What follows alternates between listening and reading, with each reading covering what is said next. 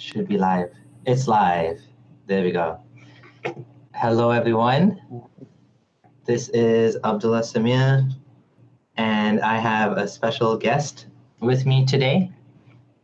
Abdul Hello. and Abdul Hanan is here. Both of us are here in Canada, and we're excited to talk to you about both of our journeys. And the interesting thing is, Abdul Hanan, I ran into him on Facebook not too long ago, and I was surprised by just how similar our stories are. It's quite interesting, and I think there's many other people just like us, waiting to come out.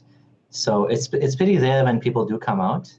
So I'm quite happy that he came out publicly and he's willing to talk to us about his journey, despite the consequences that coming out entails.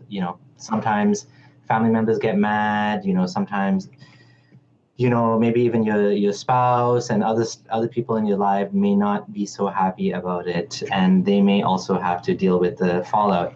For the most part, I haven't had too much of an issue, and I'm thankful because my family is very liberal, so I didn't have as much of an issue. But we're going to talk to Abdul Hanan. Abdul Hanan is actually from Pakistan. So Abdul Hanan, how's it going? I'm really great, doing really awesome. How about you?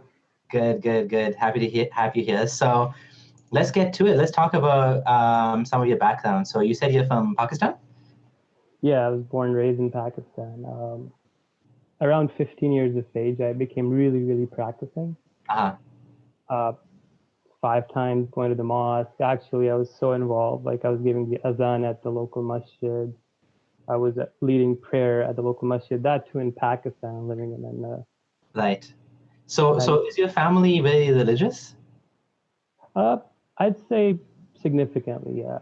They Yeah. don't. They still watch movies, listen to music and stuff. But when it comes to religion, they are really, really strict as well. Like they will ask you to pray 5 times a day. My mom still does. My dad goes to Umrah literally all the time. Uh, And it, Umrah is a journey to Makkah, which is the supposed birthplace of Islam, right? definitely, yeah. So, but other than that, my parents, you know, they didn't really force religion onto us. Like they were liberal in the sense that they won't beat you up for not praying. Uh, they will admonish you a little bit. Nice, nice. And so you grew up in, like a kind of religious family in Pakistan. You were quite religious. How meaningful was Islam to you in your life? You said like you were giving the adhan. We know that Prophet Muhammad said, what did he say about giving the adhan? You get the reward of everyone that comes. I don't recall the hadith, but tell me, how was Islam meaningful for you in your life in Pakistan? And what was it like being a Muslim in Pakistan compared to, say, like a non-Muslim? Yeah. Well, Islam to me was literally my whole life. At one point, like I was just everything revolved around Islam. My priority was religion. My studies and everything came secondary. I identified myself as a Muslim first, Pakistani later. Uh, it gave me this strength. And one thing I noticed, like the culture in Pakistan, the society there, actually uh, said it's good to practice more and more and more. Like they push it. So even as a child, as a young teenager, I always had a lot of confidence because people always were like, "Oh, you're so good, mashallah, subhanallah, this kid is on the right path." And they'll tell my parents that, and my parents were really happy, and they would make me as an example for my brothers. Like, look at him, he's going to the mosque 5 times a day, he's reading the Quran, he's getting people in salah. Then a point came where religion just took over my whole life. I'd say, really uh, Salafi extreme mentality. Like no music. If I heard music, I'd literally drive fingers in my ears. So, Uh, so just to jump in there, was this in Pakistan while you was, so you came, so when did you come to Canada? I came to Canada at the end of 2013 in December. Okay. Oh, there you go. It sounds much better now. 2013 December you came. Okay, so you grew up most of your life in Pakistan. You've been here like about 4 years or so. Yeah, just 4 years. Okay, so you became Salafi in Pakistan, but your family's not Salafi. Yeah, they're just Sunni Muslims. But yeah, I was, well, in technical terms, I was Deobandi first, and then I levitated towards Salafism. Yeah. Oh, okay. So your family is okay with music and movies and all that? They were cool with that? Yeah, like they were cool with that, but they'd still identified it's still a sin. Like they wouldn't say it's a good thing. Okay, okay. Yeah. So how did you end up becoming more hardline, let's say? I don't know. It's just like the one thing that played a lot was fear of the afterlife, fear of Right. death. Then when I started learning like a little bit of Arabic to understand the Quran when it was being recited, and the torturous descriptions in there, I mean, I was just a child, like about 15, 16, hearing like God's gonna pour like molten lead on your head and all that. So that scared me a lot. And I mean, obviously, I was told by all my relatives and all my families and friends that this is the absolute truth. This is gonna happen. So that fear part played a lot. Uh, then how I came to think that Islam is the absolute truth. There was a bunch of things that started with like listening to Dr. Zakir Naik and a few other people, Dr. Israr Ahmed, giving like, proofs of why Islam is right, scientific miracles in the Quran and all that stuff. So social pressure, families pressure, and then all that put together, I just levitated towards a really extreme form of Islam, really, really strict. Right, right. So as you were growing up, Islam was a big part of your life. You, as a kid, you were surrounded by Islam. But did you ever have any doubts as a kid? It doesn't sound like you did. It sounds like you just took it for granted that this is what my family taught me. This is the truth. And then you wanted, to protect yourself. As a child, all of us, even as an adult, we have this instinct for survival. And the fear of hell is something that is used against us. So this fear of hell for you and for me both, it got you more into believing Islam. Reading the Quran actually made you a stronger believer. Correct? Like so far so good. Yeah, definitely. Right. And then you said you became Deobandi. So was it the local masajid over there that kind of influenced the path that you took? Yeah. When I started off, it was more of like a Barelvi thing, but then slowly, when I learned more about Islam, the concept of hadith, the sayings of Muhammad, how important they are, I started levitating slowly towards Deobandis because they took everything kind of more literally. And Deobandis are like kind of like Salafis, is it? I don't know too much about Yeah, them. it's like pseudo Salafi. They're kind of stuck between Barelvis and Salafis. I So don't. it's like the middle ground. Blavlis are what? Sorry? And Blavlis are what are they?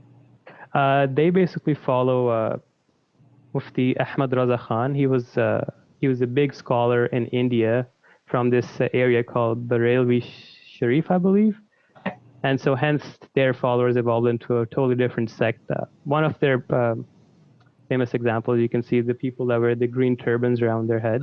Right. Those people follow Barelvism. They go into a lot of grave worship, and that kind of repelled me as well. Yeah. Oh, interesting.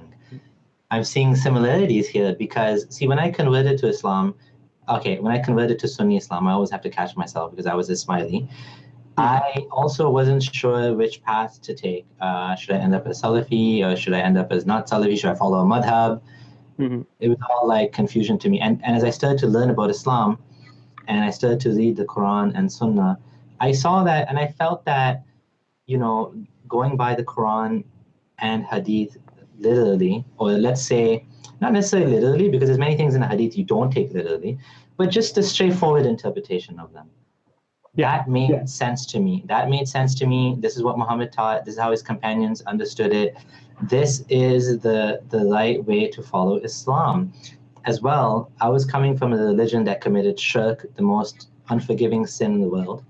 So there's a tendency when you're coming from shirk to not to want to go back to shirk, right? Now shirk is considered, and only because shirk is considered the only unforgivable sin in the Quran. So I'm like, well, I don't want to end up doing that. So I ended up, moving towards Salafism. And as I heard Bilal Phillips, Zakir Naik a little bit less so, but let's say Bilal Phillips, Abdurrahim Green, some of these guys talking about Islam, Abdullah Hakim Quick, and they talked about the whole madhab thing and how people say you have to follow madhab and how there's actually more than 4 madhabs, but only 4 survived.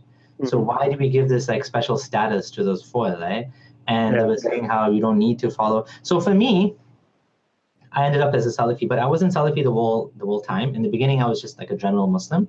And I don't believe that it was Salafism that actually caused me to leave Islam. Let's talk about that a little tiny bit. Because many people say to me, well, it's because you're Salafi, that's why you left Islam.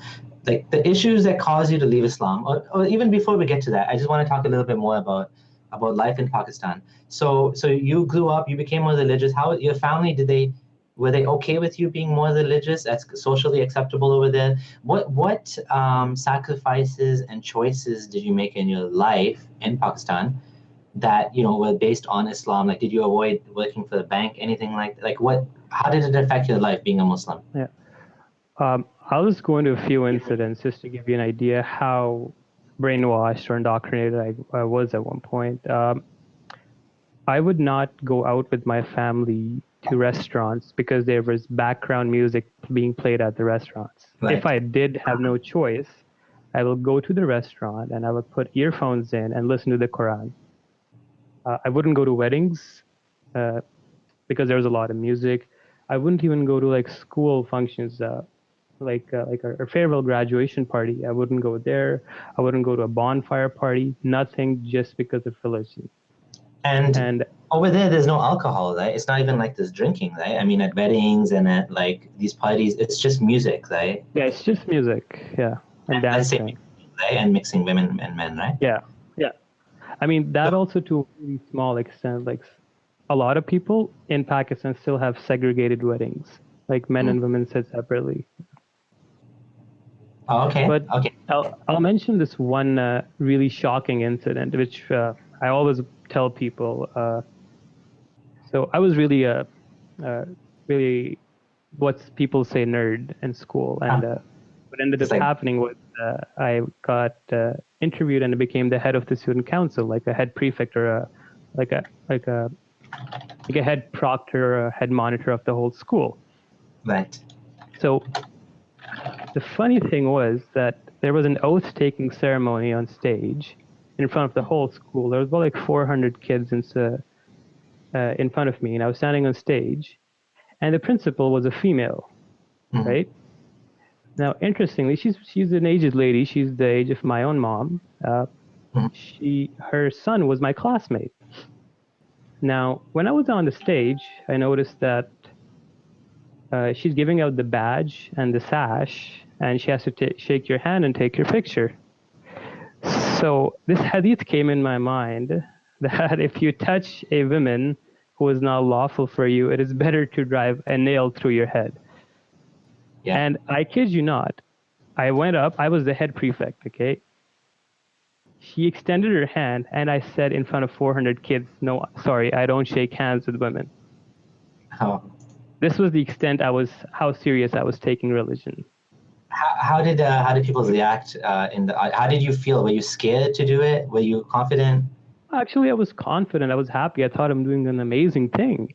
And funny enough, the reaction was really really weird. A couple of my teachers who were religious as well called me after the ceremony, shook my hand, and congratulated me for standing up for the religion of Allah. Oh. One of the teacher's brother was a mufti. He had his brother, who I have no idea who he is, call me and congratulate me for doing this. Okay. So you were definitely living your life according to Islam. And why were you doing that? Like, okay, well, actually, you did say you didn't want to commit any haram. You wanted to be on Allah's good side. Is that right? Yeah. I was legitimately scared of the punishments. Like, I would get up in the middle of the night. I would cry. I once passed out of fear of the hellfire when I was reciting certain verses from the Quran. And this was me at like the age of 17 or 18. Wow. Yeah. Wow. Amazing story. So then eventually you left Islam. Was that in Canada or not yet? So then you came to Canada? Yeah. What happened? So, well, my story was I came to Canada in 2013. I was still very practicing, and I'll tell you, like, I never used to wear jeans or t-shirts. I only used to dress in like the shalwar kameez or those thobes. And I was really like trying to live like the most simplistic life, closer to the prophets. And when I did come to Canada, it was after 3 years, the first time I bought a pair of jeans. Wow. It was a few days before I came to Canada. And when I did come to Canada, right, I rolled up the jeans as well to keep them above the ankle, because Muhammad said that any garment that is below the ankle is in the fire. And all of my dresses were stitched like that as well. So I was really trying to implement it 100% in my life. Like I had a huge beard that came out of the other side of my fist. I wish I could show you guys my IDs and stuff, the pictures. It's just I don't want to show them right now. It's your personal safety.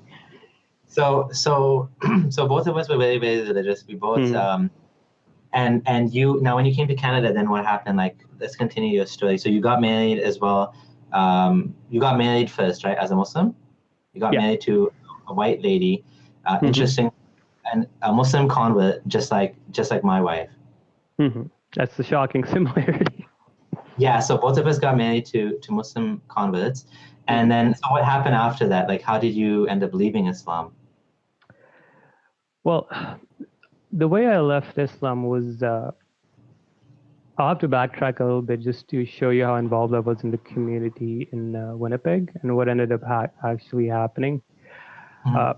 After I came to Winnipeg, I got more involved in the community. I was at the local MSA, and I was giving khutbahs, azans, and leading prayer for about 2 years. Then what ended up happening was I was living close to the university. I finished my education, and I moved away from it. And I started working. Started talking to a lot of people at work, and some of them were atheists, some of them were Christians. So they started asking a bunch of questions. And that had already been 2 years of me being in Canada. So my perspective of the world had changed. I had realized that, hey, listen, man, like treating women with respect is essential. Women are as intelligent as men. There's human rights.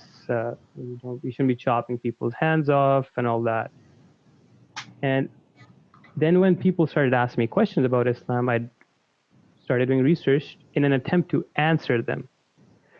The more and more and more research I did, I was like, wow, I didn't know this was in Islam.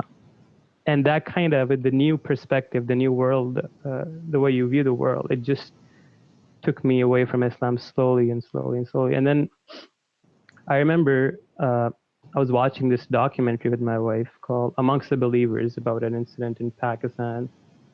And I looked at it and I think that's exactly the society Muhammad wants to create, where women are all veiled up and, they don't look at each other. It's a patriarchal society. So I said to my wife, Islam looks like a cult. Oh, wow. Yeah. That was shocking for her, and then she came to tell me that, hey, I can't be married to you because you're not Muslim. If you say that, you do realize the seriousness of what you said. So I kind of got scared. I stopped talking about Islam.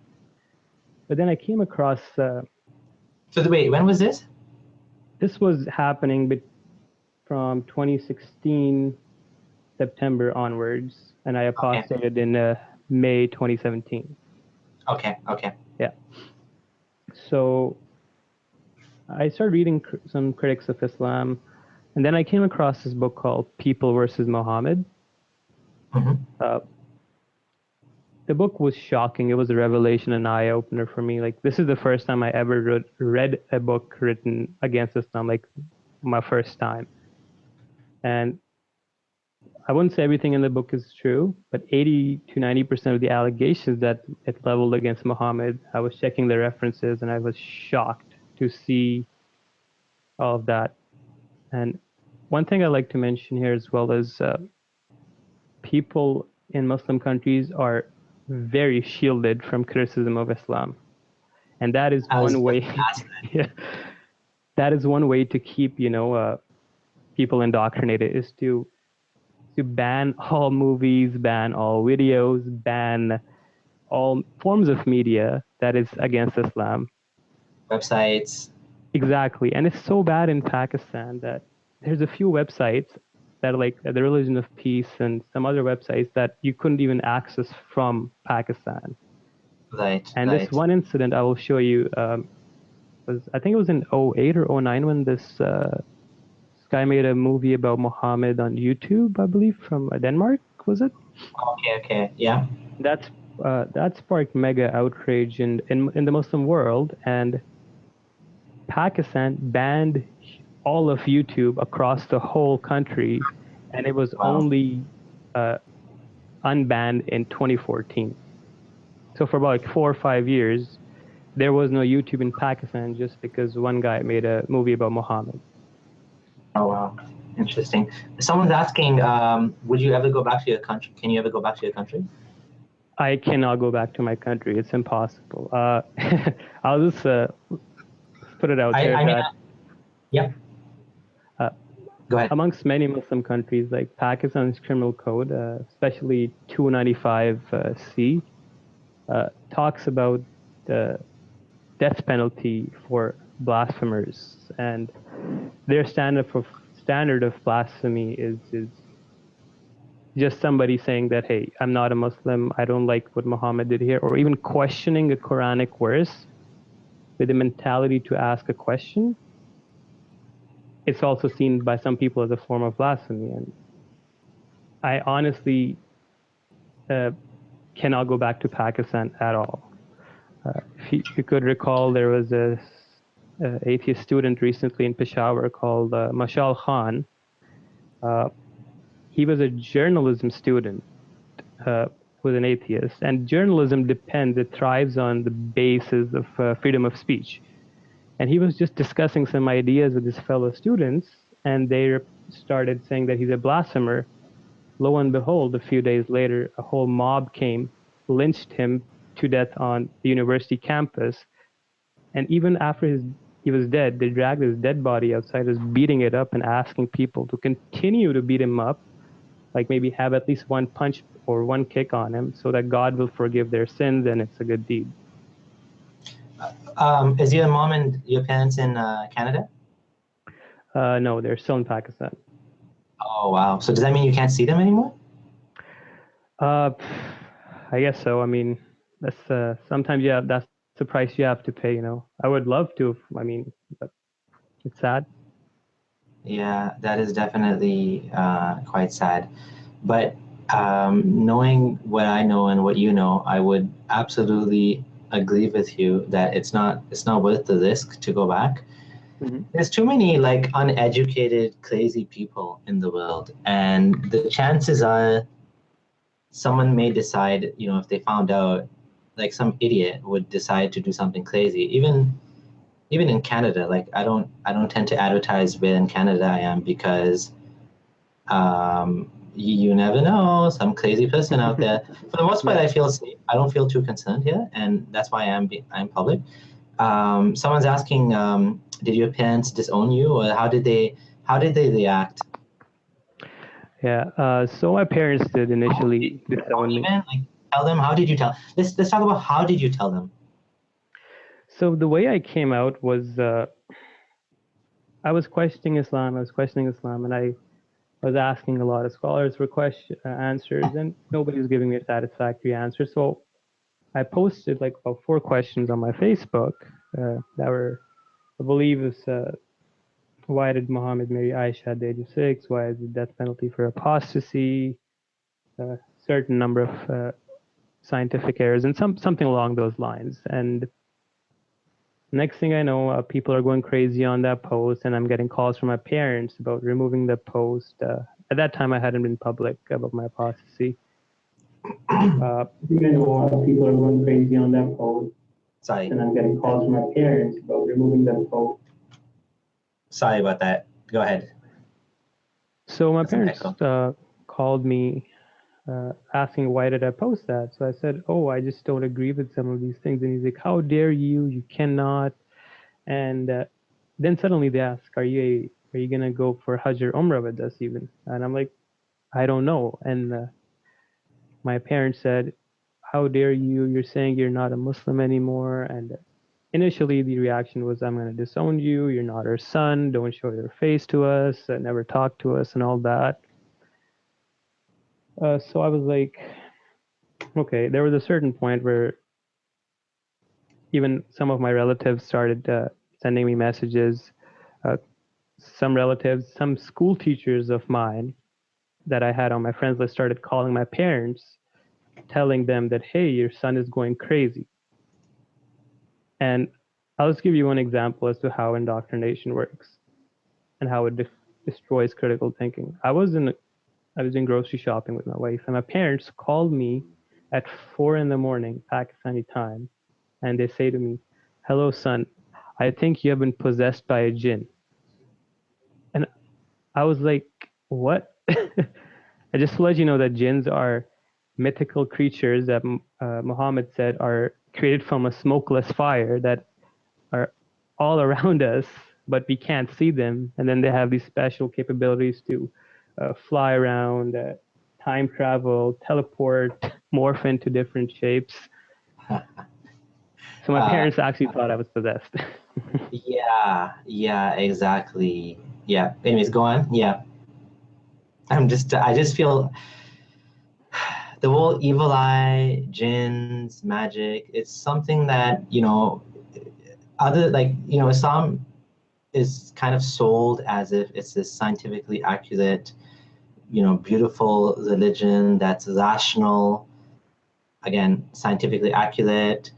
It jives with a fitra or a common sense, yet it contains these weird things like jinns, evil eye. Evil eye is such a bizarre concept. Like, I can like, mashallah. Like someone in the comments said, I like his eyebrows. You should be running in fear now because someone praised you. Like, go and shave your eyebrows or something, and like put on a mask or something, and make tawbah and ask Allah to forgive your sins and read Surah Falaq, 100 times. Like it's such a strange idea, and even the most like rational people. I met one friend who almost left Islam, although he didn't have the courage to leave Islam, so he ended up becoming Muslim again.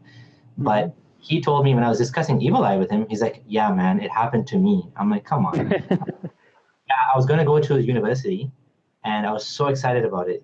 This guy almost left Islam because he found holes in Islam. So he has some intelligence. Skepticism. And then what happened was we were discussing, and then he's like, but then I told a bunch of guys, and one of the guys was like, really? You're going to go to Malaysia to study? Wow, that's so cool. The next thing you know, it was like all ruined. It's all canceled. It's like, call, you got to call the next day. It's like, yeah, you didn't get accepted and this and that. And it's like, damn it, it's because I told that guy. I knew it. It's all because of him, right? It's like as human beings, we like to make patterns where patterns don't exist. And, we look at the sky, and we see we see these beautiful things. I'm like, oh, Big Dipper. Oh, Small Dipper. Oh, Big Bear, Small Bear. Like, you even as babies, like we've evolved, this ability to recognize faces. So, you make a little circle, you put 2 dots and they'll see a face, right? And we know that babies can recognize faces because we've done tests where we show them shapes and we see the way they react, right? So, we have this kind of pattern recognition bias. I think it's called pareidolia or something. Is it? Okay. So, if, we have this bias towards finding patterns in the world. And it's just like, yeah, okay, this guy did this. And it's funny. Oh my God, I want to share one funny story. Okay. So I have a coworker who was Christian, and he told me that, he was like, man, you're so cool. You came out publicly and this and that.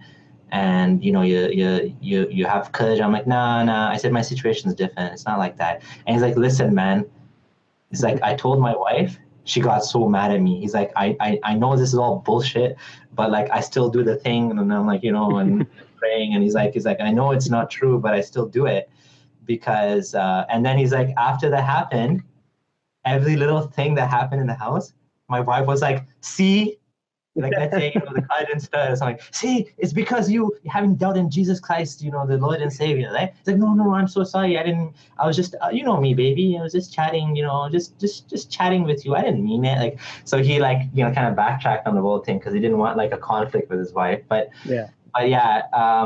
Unfortunately, we see patterns where patterns don't exist. And I think even when, I might have had some experiences like that too, where you start wondering after you leave Islam, is this happening because I left Islam? But like, what if good things happen to you? What if good things happen to you after leaving Islam? It's like, Allah allows me leaving Islam. No. It's shaitan. It's a test. It's a bad thing. It's suddenly like it's Allah is testing you by giving you like a better job. Like imagine I left Islam, I got like this better job. I have a beautiful house. My marriage, like everything's going well for me. And it's like, oh, it's a test. Allah is testing you to see, like it's you never win this argument, right? Yeah. It's like a circular argument where if anything good happens, it's always God loving you when they know, like it's from God, and anything bad happens, it's your fault. Exactly. Someone's asking, why do you think women convert to Islam knowing the harm done to children and women? Well, they're assuming they see it that way, but why do women convert to Islam?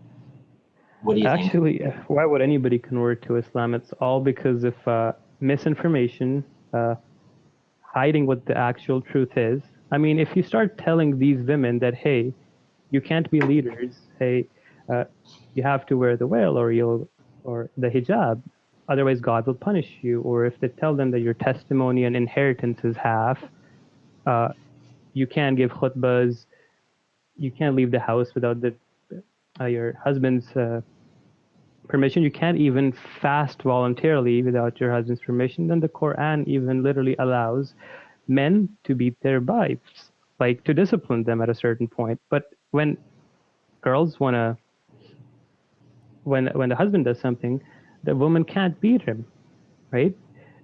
Yeah. So many double standards, so many misogynistic concepts, and then at one point Muhammad comes up, says that most dwellers of hellfire are women.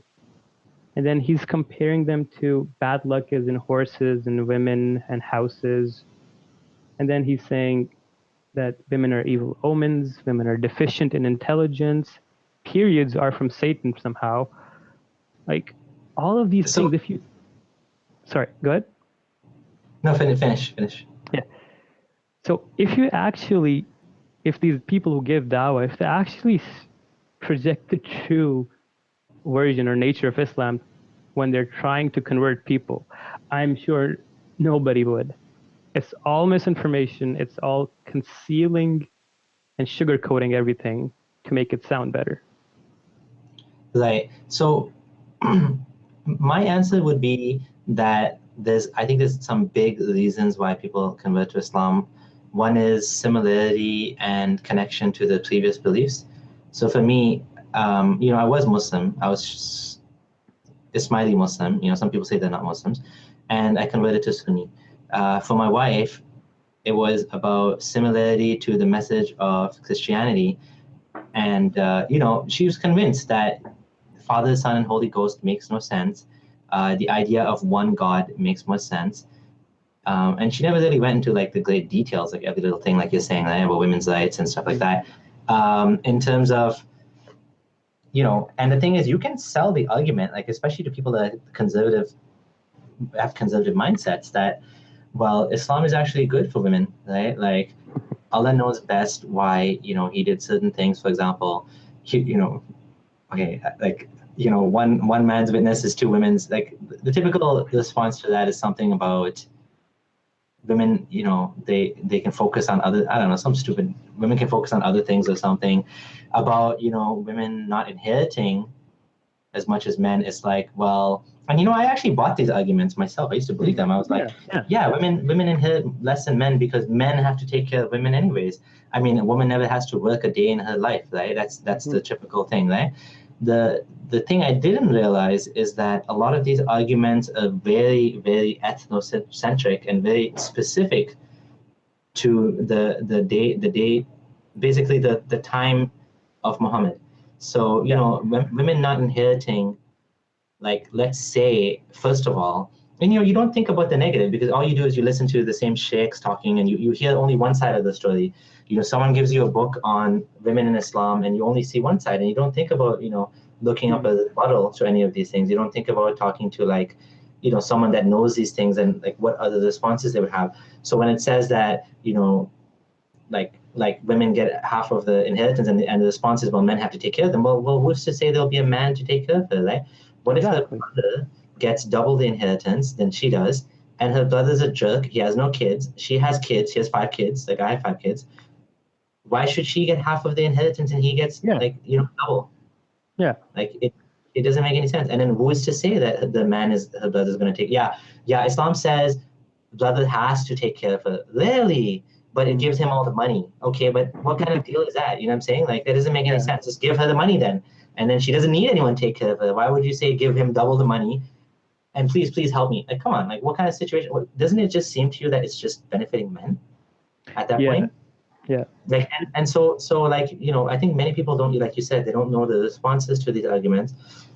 I always feel sad, like, when I see like women or men converting to Islam. And I honestly wonder, like, when I see these like dawah booths they have, or I see these videos some of my friends post from, like, downtown, they have these dawah booths where people come and they convert to Islam. And I honestly wonder, like, how much do you know? Like, do you really think that all these things these guys told you is true? Like, you know what I mean? Just look up the counters, go online. And that's why I always recommend to Muslims that at least you should know both sides of the story, right? You should know the reasons for believing and the reasons for not believing. And then if you decide to believe, I mean, good for you. I mean, that's an educated that you've made, right? So someone else said something funny, that, like, if jinns were these invisible superior creatures with so much power, like, don't you think they'd have a better civilization than humans? Don't you think they'd have better things to do than troll humans? Yeah. It's like, oh, I'm going to make this guy crazy. Ooh, like, you know what I mean? And it's like, so did you have to end up going for I guess you probably didn't have to end up going for like an exorcism or anything like that? No. Have you been to any of those things? Have you seen an exorcism? Yeah. I have a history of this in my family, and it's this funny story where my mom told me that her dad's dad, like my great granddad, went to a jungle, made some circle, used to sit at night, do some chanting, and then eventually he got control of 2 female jinns by sewing their hair on his body. And I was like, Are you serious? Okay. And then she was saying that, oh yeah, and her grandma told her that if he wanted water, he would just say to the jinn, go get water, and a floating glass will come and just sit on the table in front of him. And I'm like, do you seriously want me to believe that? You know what I find funny? I find funny that many people try to convince me back to Islam by jinns. It's like, yeah, man, just go see a jinn possession, you'll believe. Like, what the heck? Like, jinns converting people to Islam. This is the 21st century dawah. It's like, before jinns are misguiding people, now jinns are guiding people. It's like saying, like, oh, just if you're a Muslim, then you can just go see a Christian exorcism, you'll become a Christian. Yeah, right? It doesn't make any sense. I looked up an exorcism video. They're like disturbing, man. They're like, you have these like men like spraying water. Like there's this one like really disturbing one. It looks like it's in Somalia or Ethiopia. The guy has like a hose of water, like a fire hydrant, and he's like spraying all these women, and they're like getting like knocked over and you see, oh my God, I'm gonna have to post this after someone made a clip, Street Fighter style clip of all of these type of practices from different religions, and like the churches where they go and they like push people and slap them, and like it's terrible. Terrible what they do. There's this one where in Pakistan there's these people standing in a circle, and then there's this one peer or this saint guy, Muslim guy, who's doing this to people from afar, and the people are just going crazy and falling and twitching on the ground, and it's like, what's going on? So why do you think that happens? How are those people being like pushed away, and what's going on there? I think it's just hallucinations, and a lot of people do suffer from schizophrenia back home, but they don't realize what it is, and they just label it as possessiveness. Right. I believe that's what it is. I think it's, I wouldn't call it, I would say like collective basically collective hallucinations or collective psychosis. It's a type of, the funny thing is, again, and this is why I love studying science. When we study science, we learn about our biases. We have a lot of cognitive biases. Mm-hmm. I mean, it's so true. Like, I've had this experience in real life too, where you can actually trick someone, where you can do a test where someone knows something is true. Like they absolutely know it's true, but the more people tell them it's false, they'll start doubting themselves, and they'll be like, like maybe he's right. Like, you know what I mean? Like a number game. Yeah, exactly. Like you show them a number that's like a 5. You show everyone a 5 in the entire audience. Mm-hmm. And there's a trick. Everybody except one guy knows that it's a 5. Everybody knows it's a 5, but they're all going to play a trick on one guy. Mm-hmm. So then they ask like person A, and he's like 7, and then person B is like 7, person C is like 7, and then person A is like, what? Really crazy. It was 5. And then it goes to him, and then the next thing you know, it's like, he's like, yeah, it's a 5. Oh, it's a 7. He says it's a 7, and he copies everybody else. And it's like, no, it's a 5, and you said 7, right? You got tricked by everybody. So yeah, we definitely have some cognitive biases. We basically have we evolved a certain way, and because of the way we evolved, certain things just they don't work well in our brain. They're not rational, right? So it's always a challenge, right? We always need to focus on making sure that what we understand is true, and we're not being fooled, we're not being tricked, right? And so I think skepticism, especially in the age of fake news, right? There's so much fake news. Someone saying they saw a jinn behind me or behind me. Yeah, I just saw that. So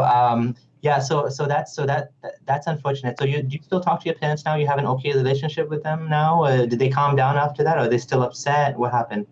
My dad's still upset. He at one point said that I wish nobody ever created social media so you wouldn't have gone public.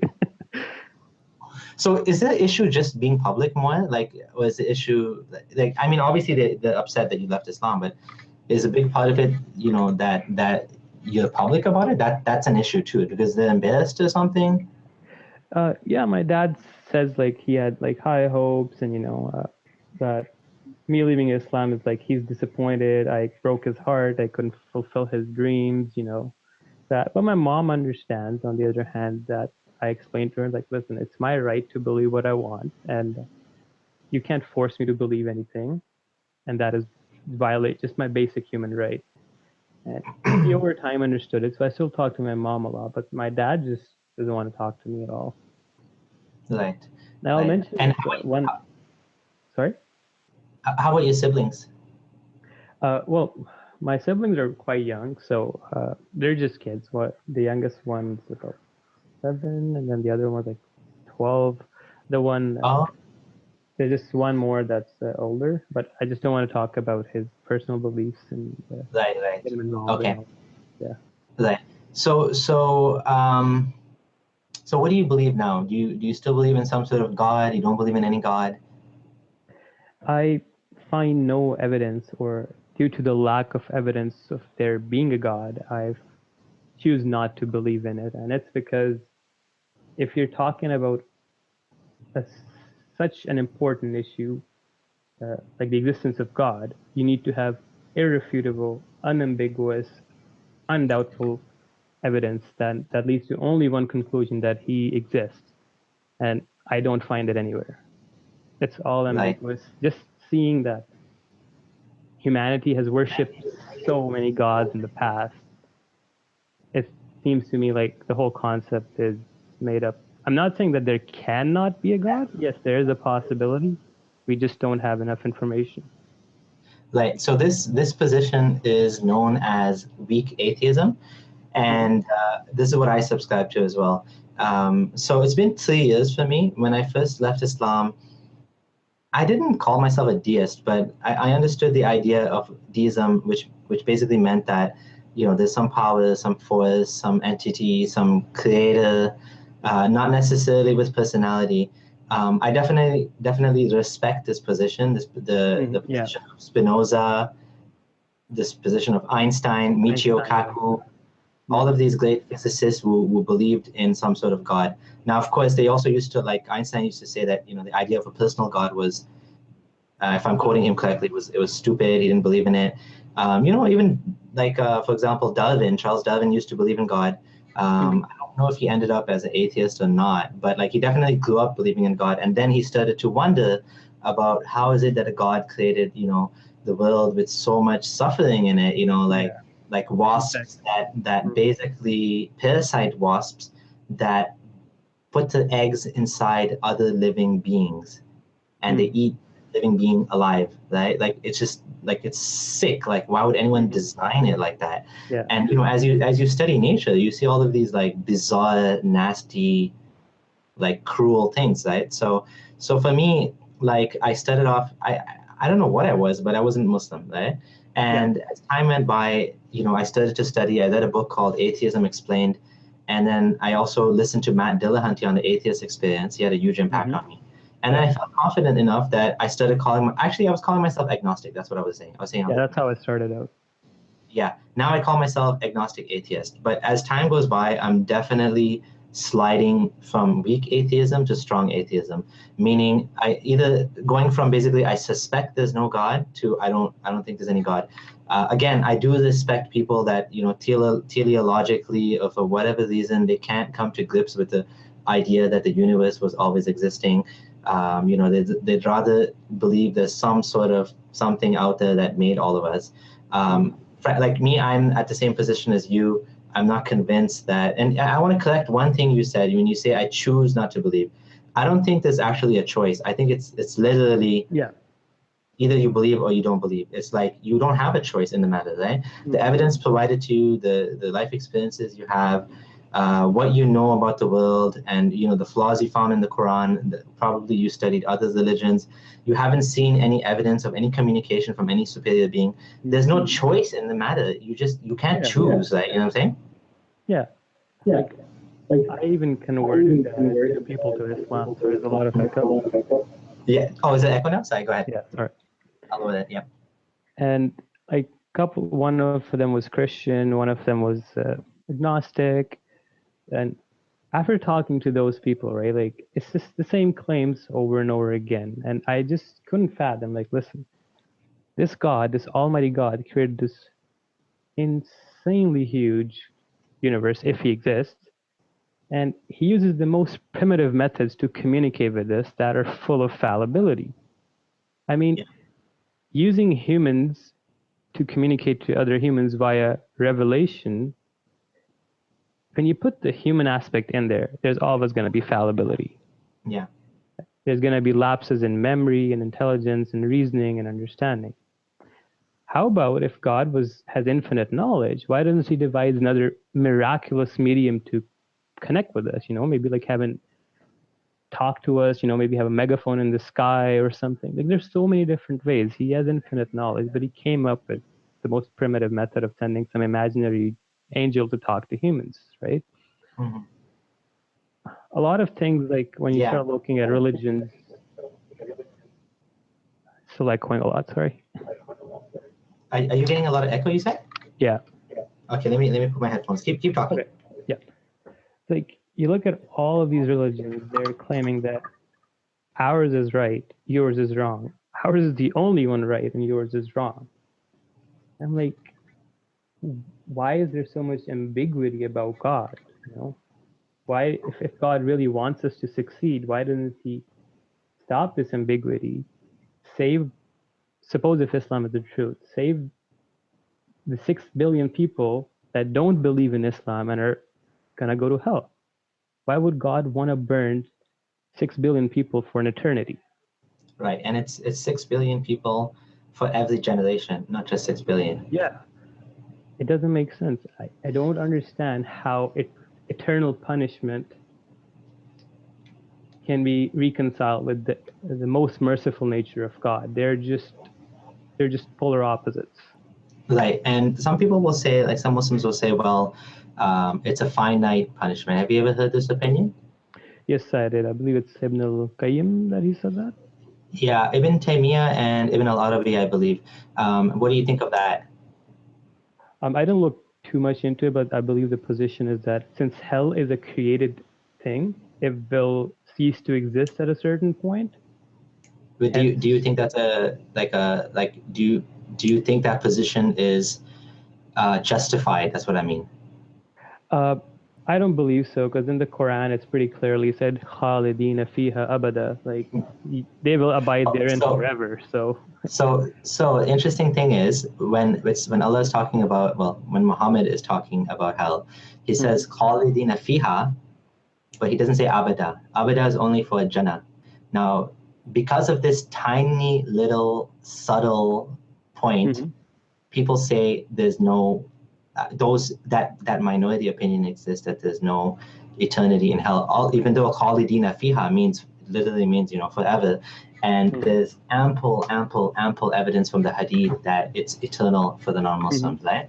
Of course, Islam says that Muslims will eventually get out of hell, but for non-Muslims, it's an eternal punishment. Yeah. And then once you start reading torture that is described in the Quran, it is horrific. And I'll just give a few examples. Like God says that he will put 70 cubits long chains on people's necks and then drag them into hell when they try to get out. He will make them drink their own pus. He will make them eat of a tree that has spiky thorns. He will make them drink boiling water like thirsty camels. Their intestines will burn. When their skins are roasted, he's going to replace the skins over and over again so that they may suffer the pain more. I'm like, why would God want to torture his creation like this? Yeah, exactly. And it's interesting, right? Like, if you think of it like this, like God was just there, just existing, and then suddenly he decided, I'm going to make humans. I'm going to make these fallible creatures, like after billions of years of the universe existing. I'm going to make these fallible creatures. I'm going to test them, and the ones that screw up, I'm going to throw them in hell. Like, really, God? Like, really? Why would you do that, right? And did you have any issues, like, because of this fear of hell? Like, I know many Muslims, they can't leave Islam because they're so scared of the idea of hell, and they get triggered by these descriptions of hell. Like, how did you have any problem with leaving Islam because of hell? Yeah, leading up to my apostasy, when I was first starting being skeptical about Islam, was a whole year-long thing. And for most of it, like halfway through, I was still telling myself, man, no, this can't be true. If I do, maybe the hadith are wrong, the Quran is infallible, I'll go to hell. It's so indoctrinated into people at such a young age that it's traumatic to think about it, And yeah, it did play a part in me staying in Islam longer than I probably should have if it wasn't for this concept. Oh, yeah. I guess in a sense, maybe for me too. But like, now that you left Islam, do you still feel hell at all? Do you have doubt? Ever think about it? No, to me, hell and heaven are just like unicorns or dragons. Exactly. Yeah. I don't have any issues now. One of my friends is asking me on Facebook, did you make any effort? Of course, you don't have to go into great detail, but did you try talking to your family members? Just speak in general.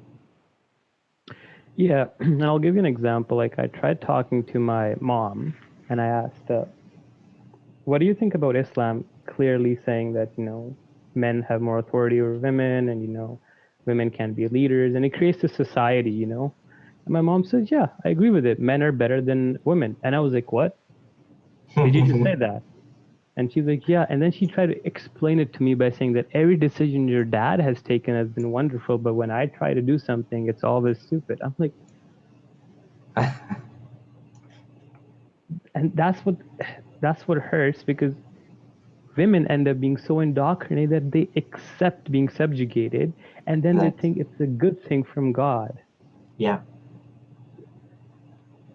My dad, for example, like he's a pilot, okay, for about 40 years now for his life. Like, he knows that the earth is not flat. When I mentioned some verses from the Quran to him and what Muhammad said, he's like, oh, son, science keeps changing, but the Quran doesn't. So maybe 200-300 years later, science will prove that the earth might be flat. You know, you can't trust the Hollywood people. Yeah. Maybe all of that's just fake, the pictures from the satellite. And that's the thing, like, it's not uneducated people saying this stuff. It's educated people that are commercial pilots with master's degrees and stuff, and other women like with master's degrees in scientific education still believing in these ideas. Yeah. And the way some of my acquaintances get out of this is slightly different. Some of my Canadian friends, what they'll do is they'll say the same thing you said, that science is always changing. You know, one day it's this, the next day it's that, and then they'll say, and the Quran is, you know, it never changes, and they'll give examples of science that change, Quran, how the Quran doesn't change, and then they'll talk about like, they'll say, well, it doesn't, you know, like the Quran is not saying what you're saying it's saying. So, you know, whenever I bring up the example of chapter 21, verse 30, how don't the disbelievers see the heavens and earth were joined and be made out of everything water? And I'm like, how does this make sense, right? And then they will right away go and first they'll start with, oh, this talks about Big Bang. Then when you show that this is not Big Bang, because Big Bang is describing there was no earth at the time of the Big Bang. And then when you show them how every single ancient culture used to believe the same thing, then they'll be like, I don't care about ancient cultures. I just want to care about the Quran. I'm like, okay, fine. I'm just showing you that's what everybody thought. Okay, there's nothing surprising here. There's no like special revelation there. And then it's like, yeah, but Big Bang is just a theory, right? Like, come on. Like, you're talking. Okay, do you believe in satellites? Do you believe in lasers? Have you ever gone for surgery before? Have you ever used a computer before? Do you realize that GPS satellites is based on Einstein's theory of relativity? Do you realize that the theory of relativity predicts an expanding universe? Right? And then there's even a verse in the Quran that says we were expanded it, you know, in something about Musion, right? Verse 47. Right. And then so, you know, there's two different ways to interpret that. You know, in the beginning, they used to interpret it as the universe is vast. Now they say the universe is expanding. So it's kind of like when it fits the Quran, people want to use it. When it doesn't fit the Quran, they want to throw it out, or they want to say science is changing.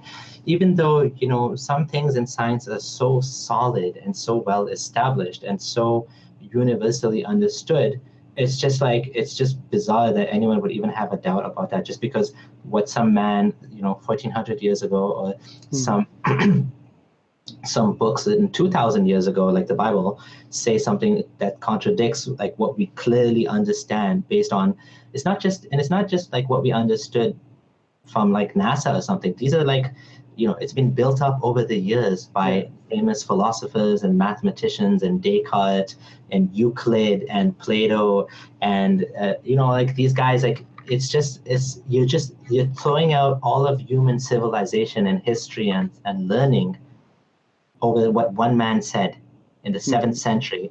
And it's not even surprising what he said, right? He's just said what everybody else said at the time. Yeah. Go ahead. I was going to say, and on top of it, he wasn't even trying to convince anyone by that. Like, Muhammad wasn't trying to say, look, because the Quran has embryology in it, you have to become Muslim. No, he was just pointing out that, oh, this beautiful thing about how babies are born and, you know, it goes from this to this to this to this. Like the Quran is talking about 21:30, it says, don't the disbelievers see that the heavens and earth were joined? It's just referring to a well-known myth, right? A well-known misunderstanding that they had, right? And it's saying, yeah, see, you guys, how did this happen, right? Therefore, you must believe in Allah. Yeah, it's just all of these myths and stuff, and they're all kind of originate from one source, or they're all copied and plagiarized, and they keep coming through. Like, for example, the Quran says that the earth and the heavens have seven heavens and 7 earths. And then when you look at Babylonian times, it's the exact concept, you know, and the 7 earths, the 7 heavens, what else? Stoning the pillar 7 times, going around the Kaaba 7 times. All this numerology and this mythical mysteries with numbers and stuff. And hello? Yeah. No, I'm here. I'm here. Go on. And all these myths and these things, they get just like plagiarized, and they're the same what people said in their time. And that's just what I don't understand. Like, it's so hard to people to just see that the things Muhammad said were just befitting for his time, his understanding. Like, for example, a famous example is he said that the sun set in a pond of water, right? And it's not just him, it's the Quran says that too in Surah 18, verse 86. And Surah Kaf. Yeah, Surah Kaf. And funny thing is that it's very clear that it says it sets in there. Once you look at Muslim history, like the exegesis of the Quran, for literally 450 years after Muhammad, Muslims actually believed that yes, it physically sets in a pond of hot water. The first time the idea that was put forward was like 450 years after Muhammad, that maybe it was just from Dhul-Qarnayn's perspective. And then if you look at Tabari, Jalaluddin Tabari, who's one of the most recognized exegetes of Islam and the Quran, one of the biggest scholars, he literally writes in his book that there's 180 springs on the eastern corner of the world and 180 spring on the western corner of the world, and the sun sets in one and then comes out the other, and this goes on till the year ends. Mm-hmm. And the belief, yeah. These kind of beliefs have been going on throughout, and it's just so easy to see through these, and I don't know why still people try to justify these insanities, like these beliefs that don't make sense. So big shout out, I guess, to the Master Arab. He did a wonderful job on this topic, and highlighting the points on how it was 450 years before people got the point. And that's exactly what you would expect to see from a book that's written by a man. Like people will say to you, well, people will say to me, well, just because the tafsir is wrong doesn't make the Quran wrong. Like, you know what I mean? You're strawmanning the Quran. Yeah. And I'll say, okay, that's a fair point, that just because the tafsir is wrong doesn't mean the Quran is wrong. But here we're talking about people that understood the Quran best, people that, they understood the Quran best of all, more than anybody else. They understood the Arabic language. They were masters of, they lived closer to the time of Muhammad. And these people didn't get it. And if these people didn't get it, you expect us to get it, right?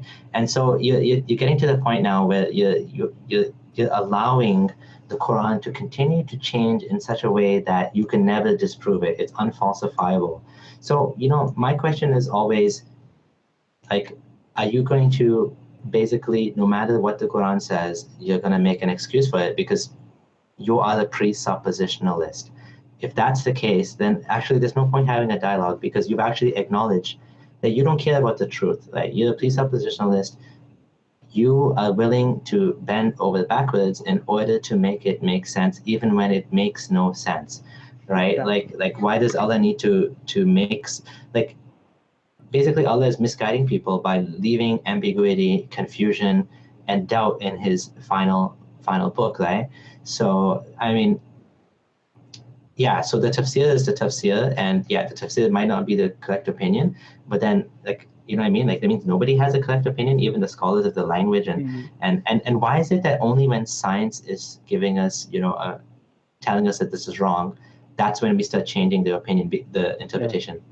Right? You know what I mean? So, I mean, I have to give credit to Muhammad, because his Quran is vague enough so that it's managed to survive a lot longer than the Bible. Yeah. The Bible has like worse issues in terms of science, and especially when it comes to like the Earth being, if you take it literally, like 6,000, now 8,000 years old. That's even harder to kind of buy. But people will even buy that. They'll accept that. Yeah. The Earth is 8,000 years old, which is the most ludicrous, ridiculous idea. Yeah. That was a ridiculous, stupid thing anyone can actually believe, because there's like so much evidence that tells us that's not the case, right? So coming to that, did you say that you've actually got like death threats from Muslims, or like people reacted really badly to this? What you've been doing? Oh yeah, like I have received all sorts of death threats from people, and it's not just that. I'll give you one example. So one guy uh, contacted my wife on Facebook and was trying to convince her to kill me at night while I'm sleeping. Come Yeah, on. yeah, I'm not joking. Wow. Like I'm he was, shocked. yeah. I don't know if someone contacted my wife and she never told me or what. But someone did leave a comment on my YouTube saying, it's a joke. It's like, oh, she's going to kill him in his sleep or something, right? And I found that really funny. I'm like, no, man, it's not going to do that. Give me a break, right? But oh my God. Okay. So that's pretty crazy. But this is all online, right? Nothing in real life? Yeah, well, nothing in real life so far. Like I've not run into anybody, but yeah, online threats are abundant. So in your local community where you live, Mhm. and how did people take it? Do they know? Everybody knows actually. Almost all of them just unfriended me, blocked me, started calling me names. Some of them tried to talk to me about it, and the same apologetic arguments. Once you start talking to them, and when there comes a point where if you do prove them wrong on a certain point, they just lose lose their minds, and they'll like start uttering threats to you. They'll block you. But in general, the response from the community has in Canada been way better compared to what I've been getting from Pakistan. Oh yeah. And so just to add on to that a little bit more, someone's asking, are your wives still Muslim? And by wives, they mean each of us one wife. We don't have multiple wives. Only Muslims are allowed to have multiple wives. Yeah. But yeah, no, both of our cases of wives are still Muslim. And yeah, my wife prefers I don't speak about her too much. So I will leave it at that. If anyone wants to know more details about my wife, you can see my video where I interview her, and she talks about how she converted to Islam, how my apostasy affected her life, and all that nonsense. Not nonsense. It's an interesting video. Do check it out. Okay. And I think Abdul Hanan will get into more details about his wife at some point. But right now, just like my wife, I think that privacy is important to our lives too. Not everybody wants to come out and say, hey, look, everybody. You know what I mean? Like our families do deserve, respect and privacy. And as interesting and curious as everyone wants to be, for personal reasons, we prefer not to get into all of the details, right? And because we still got to live our lives, and we don't, So that brings up the question of like, what type of topics have you been posting about? You mentioned one of the things you found quite interesting is the whole idea of Quran variants. Yeah. So one thing that's taught to Muslims all around is that there's just one Quran, and it's literally word to word the same as what Muhammad had and what he recited.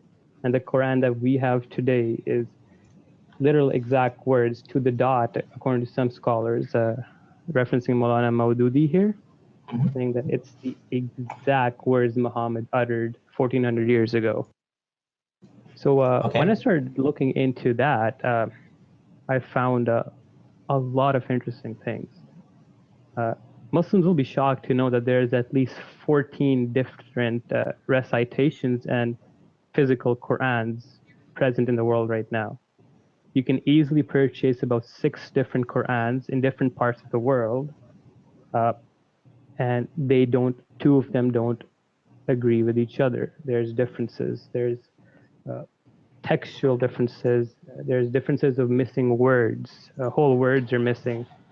Whole letters are different. Meanings sometimes do get changed. And I'll go into a few of them right here. What I'll do These is, are the 7 Qiraat, right? yeah, Hafs, Warsh, Duri, all of Susi, yeah. So I'll just open up a few. Let me just open them up and then I'll screen just share. to emphasize what he's saying, these variants of the Quran actually have differences in wording. So the words are actually different and they have different meanings. So it's not just one meaning. And you know, at the time of the Prophet, one of the companions was reading one of the versions, and he read it, and then Omar got really mad, and he went back and he said, "I'm going to take you to the Prophet. I'm going to tell him what you said." He took him back to the Prophet, and he said, read to the Prophet what you just read to me." And he read it, and the Prophet was like, "Oh, actually, there's 7 different versions, and you know, I was revealed to me in 7 dialects, and all dialects are correct." I actually had a friend tell me something very interesting.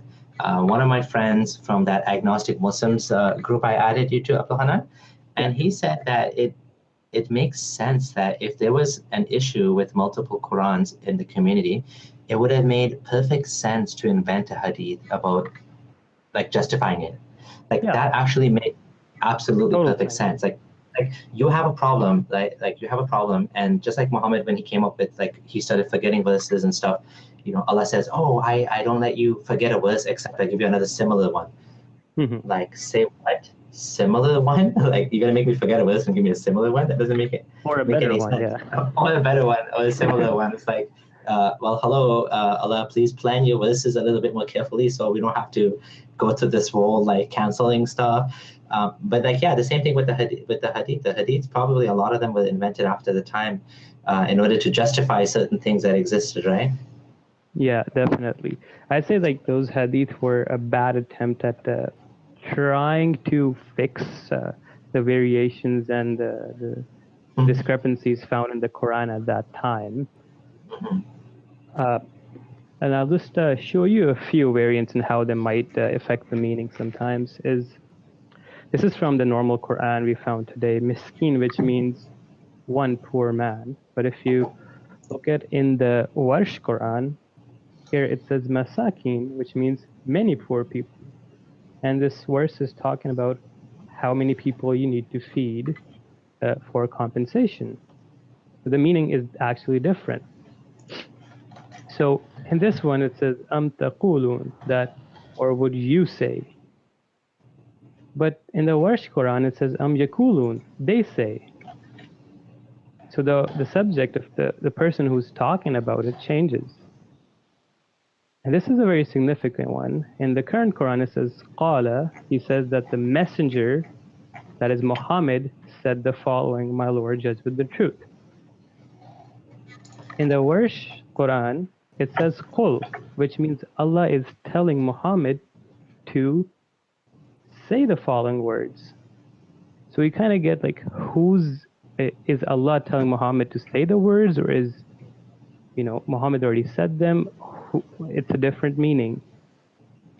Then you can see like there's 1, 2, 3, 4 letters here, and there's an extra alif. It changes the meaning again.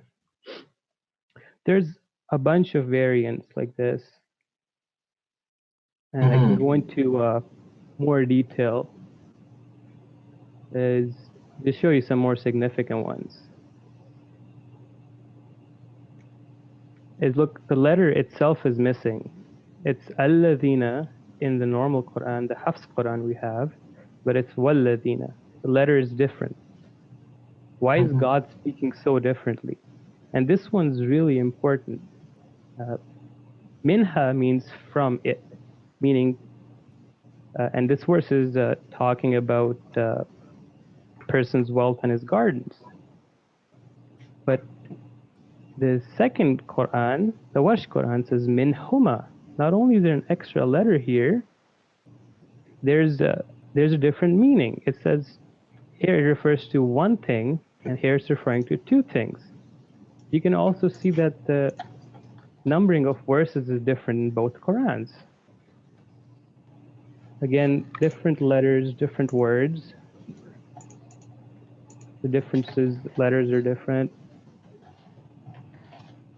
So again, we'll come back to these in a bit. What the point of showing these was just to let the Muslims know that there isn't only one Quran in the world right now. The myth that they're taught from childhood that there's only one version of the Quran. You pick up a Quran in the United States and you pick up one in Australia or Saudi Arabia, it has to be this exact thing. which it is not. Yeah, yeah, and just to emphasize, this is standard Sunni accepted theology. This is not some weird, let's say Tom Holland or Dan Gibson. Muhammad's from Petra or something, Jordan, and he didn't grow up in Mecca. These are not like far out radical Islamic theories. This is mainstream Islam, like mainstream Sunni doctrine that there's multiple, like they call them readings of the Quran. But 99% of Muslims are not aware of any such variations in the Quran, and it boggles your mind. Like just like the whole idea of,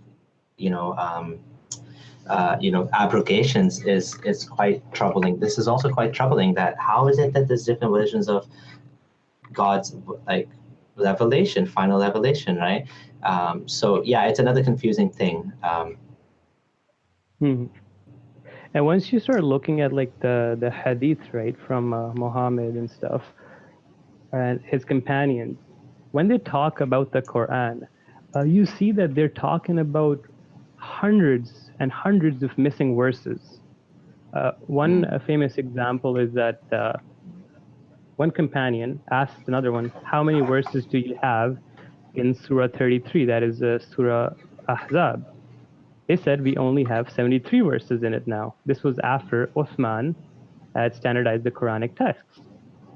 The companion said, I remember that we used to recite it with 200 verses. Right. So literally, there's about 120 verses that just disappeared. And there's this whole idea of the missing verses about stoning the adulterers. Right? And the funny thing is that for some reason, these verses were in the Quran, then they were abrogated, they were removed in recitation from the Quran, so they're no longer found there, but the ruling still applies that you still stone the adulterers. So I was like, well, what's the point of taking the verse out if you're still going to keep the legal ruling, right? Yeah. And here again, we come to like troubling examples where Muslims are faced to either acknowledge that the police are positionalists, and basically no matter what you tell them, no matter what Muhammad did, no matter how little sense this stuff makes, they're still going to believe in it, or they're going to look at these as red flags, because that's what they are, the red flags, right? All of these things are red flags. So yeah, that's a good point, actually. And also, when you start looking into this, the companions themselves, like the way they were disagreeing on stuff, and I'll just try to find this one incident where Abdullah ibn Mas'ud was Muhammad's, let's say, go-to Quran teacher. And as you can see here, Muhammad says that learn the Quran from 4 persons, and the first person he gives is Abdullah ibn Mas'ud. And even the person who's narrating this hadith says, and he started from his name, which scholars said meant that Abdullah bin Mas'ud is the best Quran teacher. But once you look at this highlighted part here, when Osman was standardizing the Quran, and he had Zayd bin Thabit, another companion of Muhammad, do it, look at what Abdullah bin Mas'ud says. Abdullah bin Mas'ud disliked Zayd bin Thabit copying the Quran, and he said, O you Muslims, avoid copying the Quran and the recitation of this man. By Allah, when I accepted Islam, he was but in the loins of a disbelieving man. Meaning Zayd bin Thabit, and it was regarding this that Abdullah bin Mas'ud said, O people of Iraq, keep the musahif that are with you and conceal them. For indeed Allah said, whoever conceals something, he shall come with what he concealed on the day of judgment. And this has been graded authentic in Jamia Tirmizi. So you see Abdullah bin Mas'ud using such severe words against Zayd bin Thabit, whose Quran allegedly we read today. Eventually what happened was Osman and his followers were able to get Abdullah bin Mas'ud's Quran and eventually burn it. But some of the recitations were used and they still survived. And there's a whole post that I made about it, just showing like how different it was. Like, let's suppose, take this example. It says, "Fi mawasim al-hajj." In the actual Quran we have today, this word is there, "Fadlam min rabbikum." There's different words.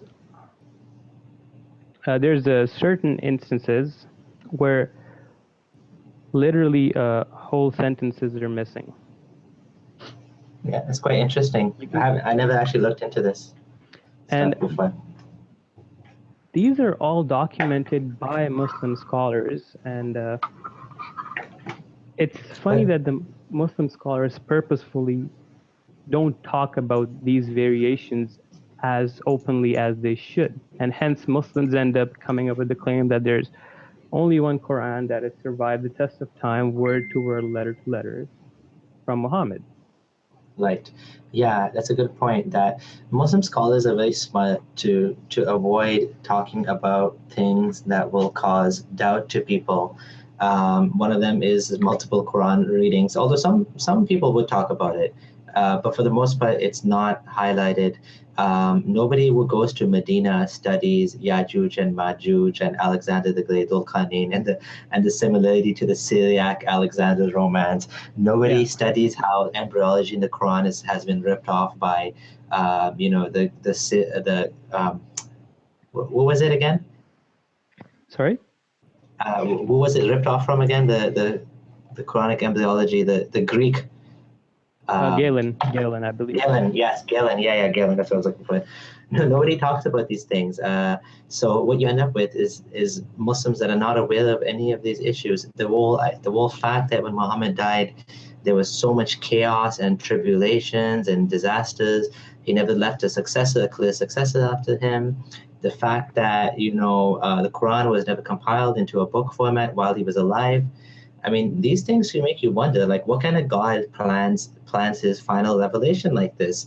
What kind of God lets, previous revelations get corrupted intentionally, right? That pretends to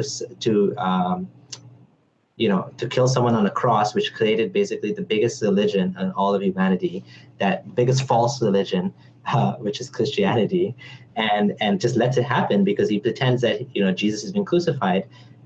And then supposedly Jesus was never crucified because he's Muslim and he's going to come back and make Muhammad the true messenger. Like, there's so many reasons not to believe. If someone tells you, like my friend who told you, oh, you're still young, you don't have good reasons to believe Islam. I was like, ha ha ha. What do you know? You didn't even talk to the guy. He's saying yes. Like, that guy's, what a joke. Like, what do you think though? What do you think? Like, would you ever come back to Islam? Is it possible? I think I've seen so much in depth into Islam that there is just no way I can accept that the Quran is from God, or that Muhammad is his messenger because of his teachings himself. Like, if you want to refute Islam, just read the Quran yourself from a rational viewpoint, and you'll see like the book is full of mythical stories, like floating mountains on top of people, sticks turning into snakes. How about Adam and Eve? Like, okay, there's all those ones, but what about something we can test? What about something we can test? Yeah, like the whole Adam and Eve story, and then it's Satan then deceiving them, and then they starting humanity. And on the other hand, we have evolution, that is the foundation of modern biology, and people are willing to give up on evolution over and disregarding mountains of evidence we have for evolution just for a matter of blind faith because some guy said something that was written down in a book 1400 years ago. You sound quite upset, actually. Yeah, that is upsetting. It's just seeing all the evidence and then still seeing like people kind of argue these things. It's just sad. It just saddens me. Like yesterday, I got told by this one person that Islam is patriarchal, but women are happy in an Islamic Sharia compliant society, and women nowadays are unhappy. So we should return to the 7th century values of Islam to make people live better lives. Crazy. And it just boils my blood sometimes that you still have to explain stuff to people that rights of women are actually a good thing, not a bad one. What do you think of the current state of the Muslims politically? Like, issues with Saudi bombing Yemen. I don't know how much you want to get into like specifics like that, but like it's interesting that Saudi Arabia is sitting on one of the biggest religious tourism industries in the world. Like $8 billion, $10 billion a year in income they get every year from this guaranteed. And isn't it funny how it all started as religious tourism even back then? Like the whole idea of the whole idea of saying this place is special. This is God's house. So you guys, if you come here, you'll come, you visit God's house, you'll buy some nice carpets and spices. We have a prostitutes here. I mean, that was part of it back then as well. And so they made this whole religious tourism, and then they brought the idols, and you can buy your own little idols. And it started off as religious tourism, like more than 1400 years ago, like from whatever time the Kaaba was built, not by Abraham, but by whatever idol worshippers wanted to build it. And then, not that there's anything wrong with idol worship. It is. It's un-Islamic, but I mean, it's also irrational, but I mean, whatever, like it's just a religious form that early humanity did, and some still do. And to this day, it's still the biggest moneymaker. That Kaaba is one hot property. Yeah. I'll tell you that. So what do you think about the world political situation? What do you want to say about that? Well, just speaking of Saudi Arabia, I just want to comment a little bit about on the whole Hajj and Umrah thing. All of these practices that Muhammad did existed before Islam, literally all of them. Like, why would I go to kiss a stone, a meteorite, Or why would I go around a black box 7 times? Or why would I run between 2 mountains or throw imaginary pebbles at a pillar and think that I'm stoning Satan, right? And then shave my head and slaughter a bunch of animals. These are all pagan practices, but Muhammad saw the importance of these and he incorporated them and then came up with this idea of Hajj. And it's just a money grab, and it's tourism, it's an industry. And with other political issues, like in terms of the Muslim world, like they're in a, let's say, confused state, divided into so many sects. Sunnis are killing Shias, and then we know that there's the Islamic State popping up. Then Saudi Arabia has different forms of Islam they're pushing forward. They can't even agree on what the Quran says, let alone what Muhammad says, and the whole community is falling into turmoil. Yeah. And do you think Islam has anything to do with the current state of the Ummah being behind in pretty much almost everything? I mean, like, many Muslim countries are so backwards, and some of them are even barbaric. Like, what do you think about that?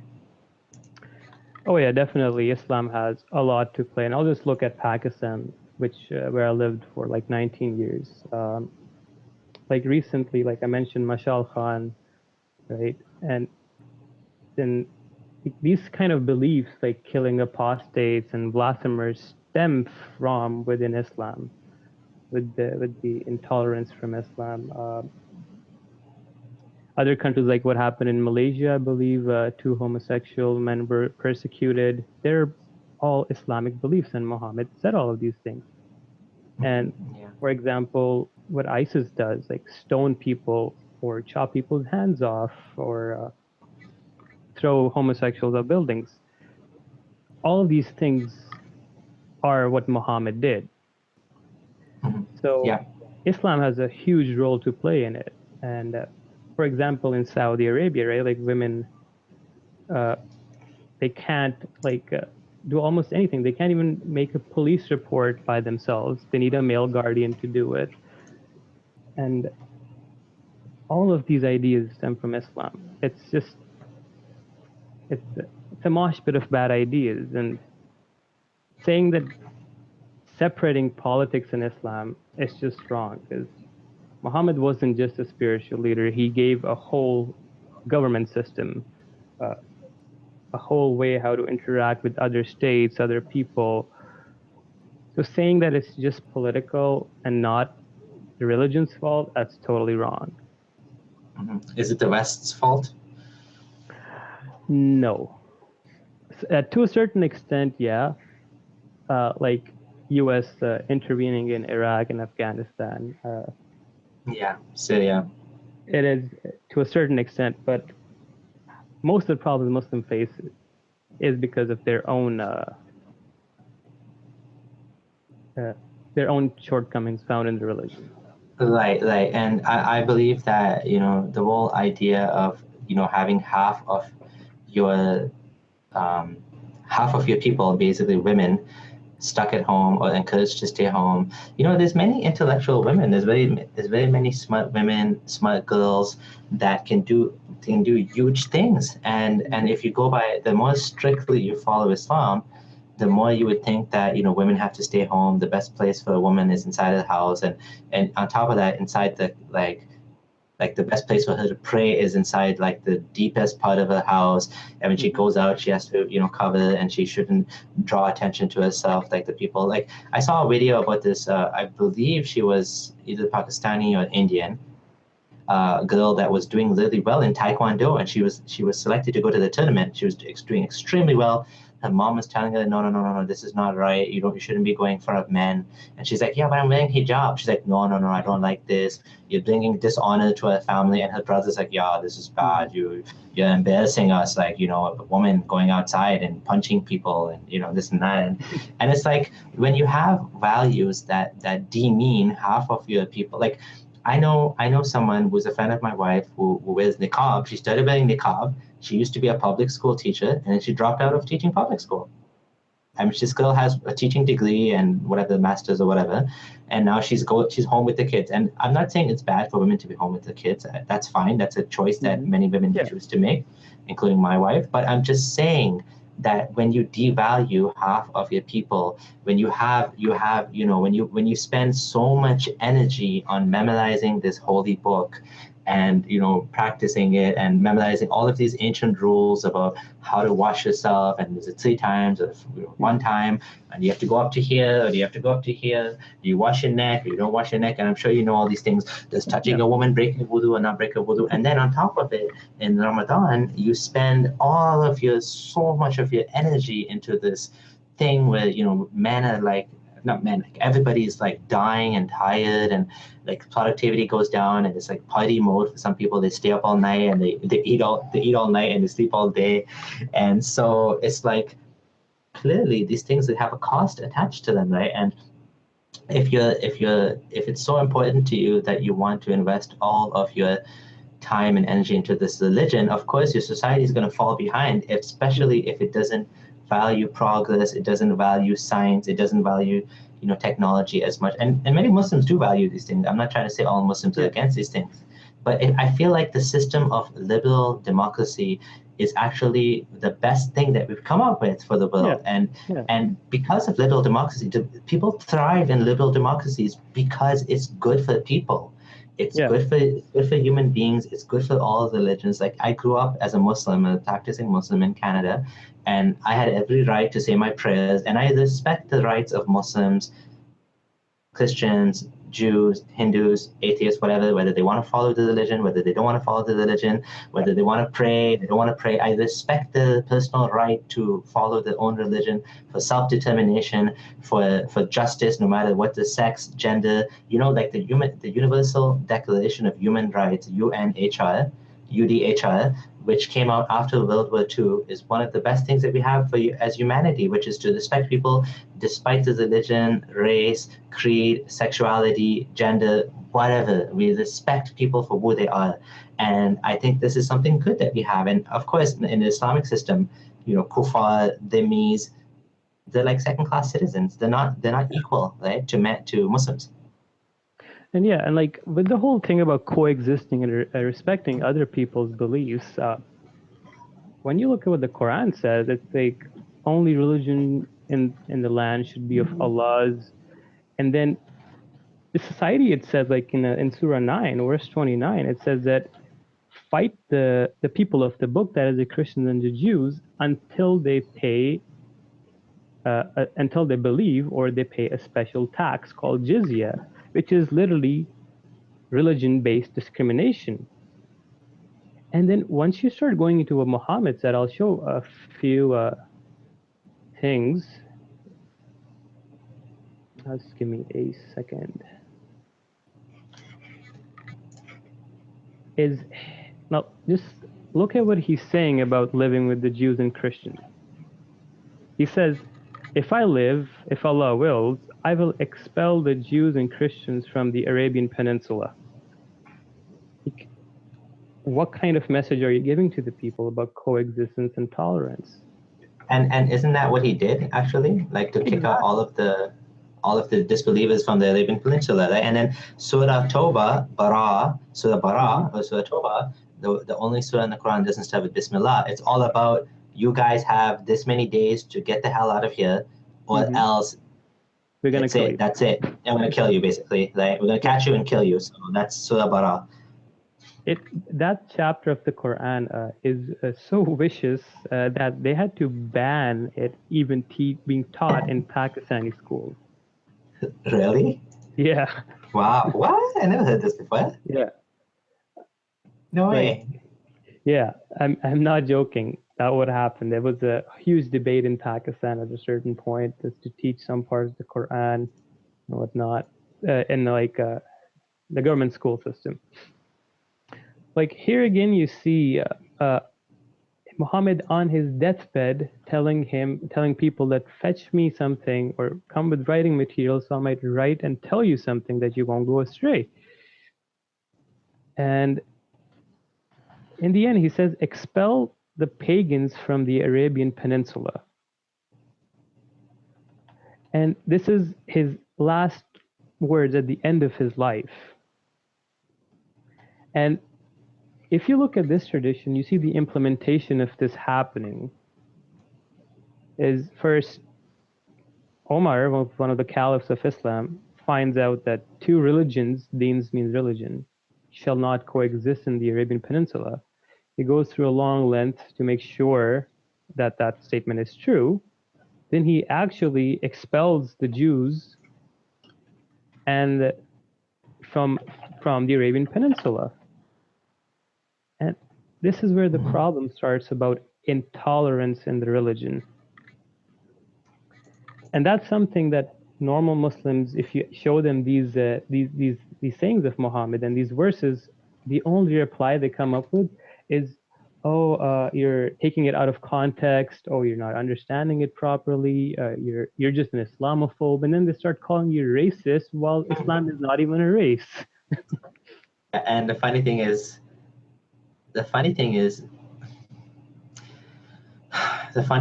that we don't, like me and you, we don't attack people based on the religion. I mean, I just finished telling you how I respect everyone's, beliefs. I mean, I don't respect the beliefs, but I respect the right to believe. Let's put it like that. Yeah. I definitely don't respect the beliefs.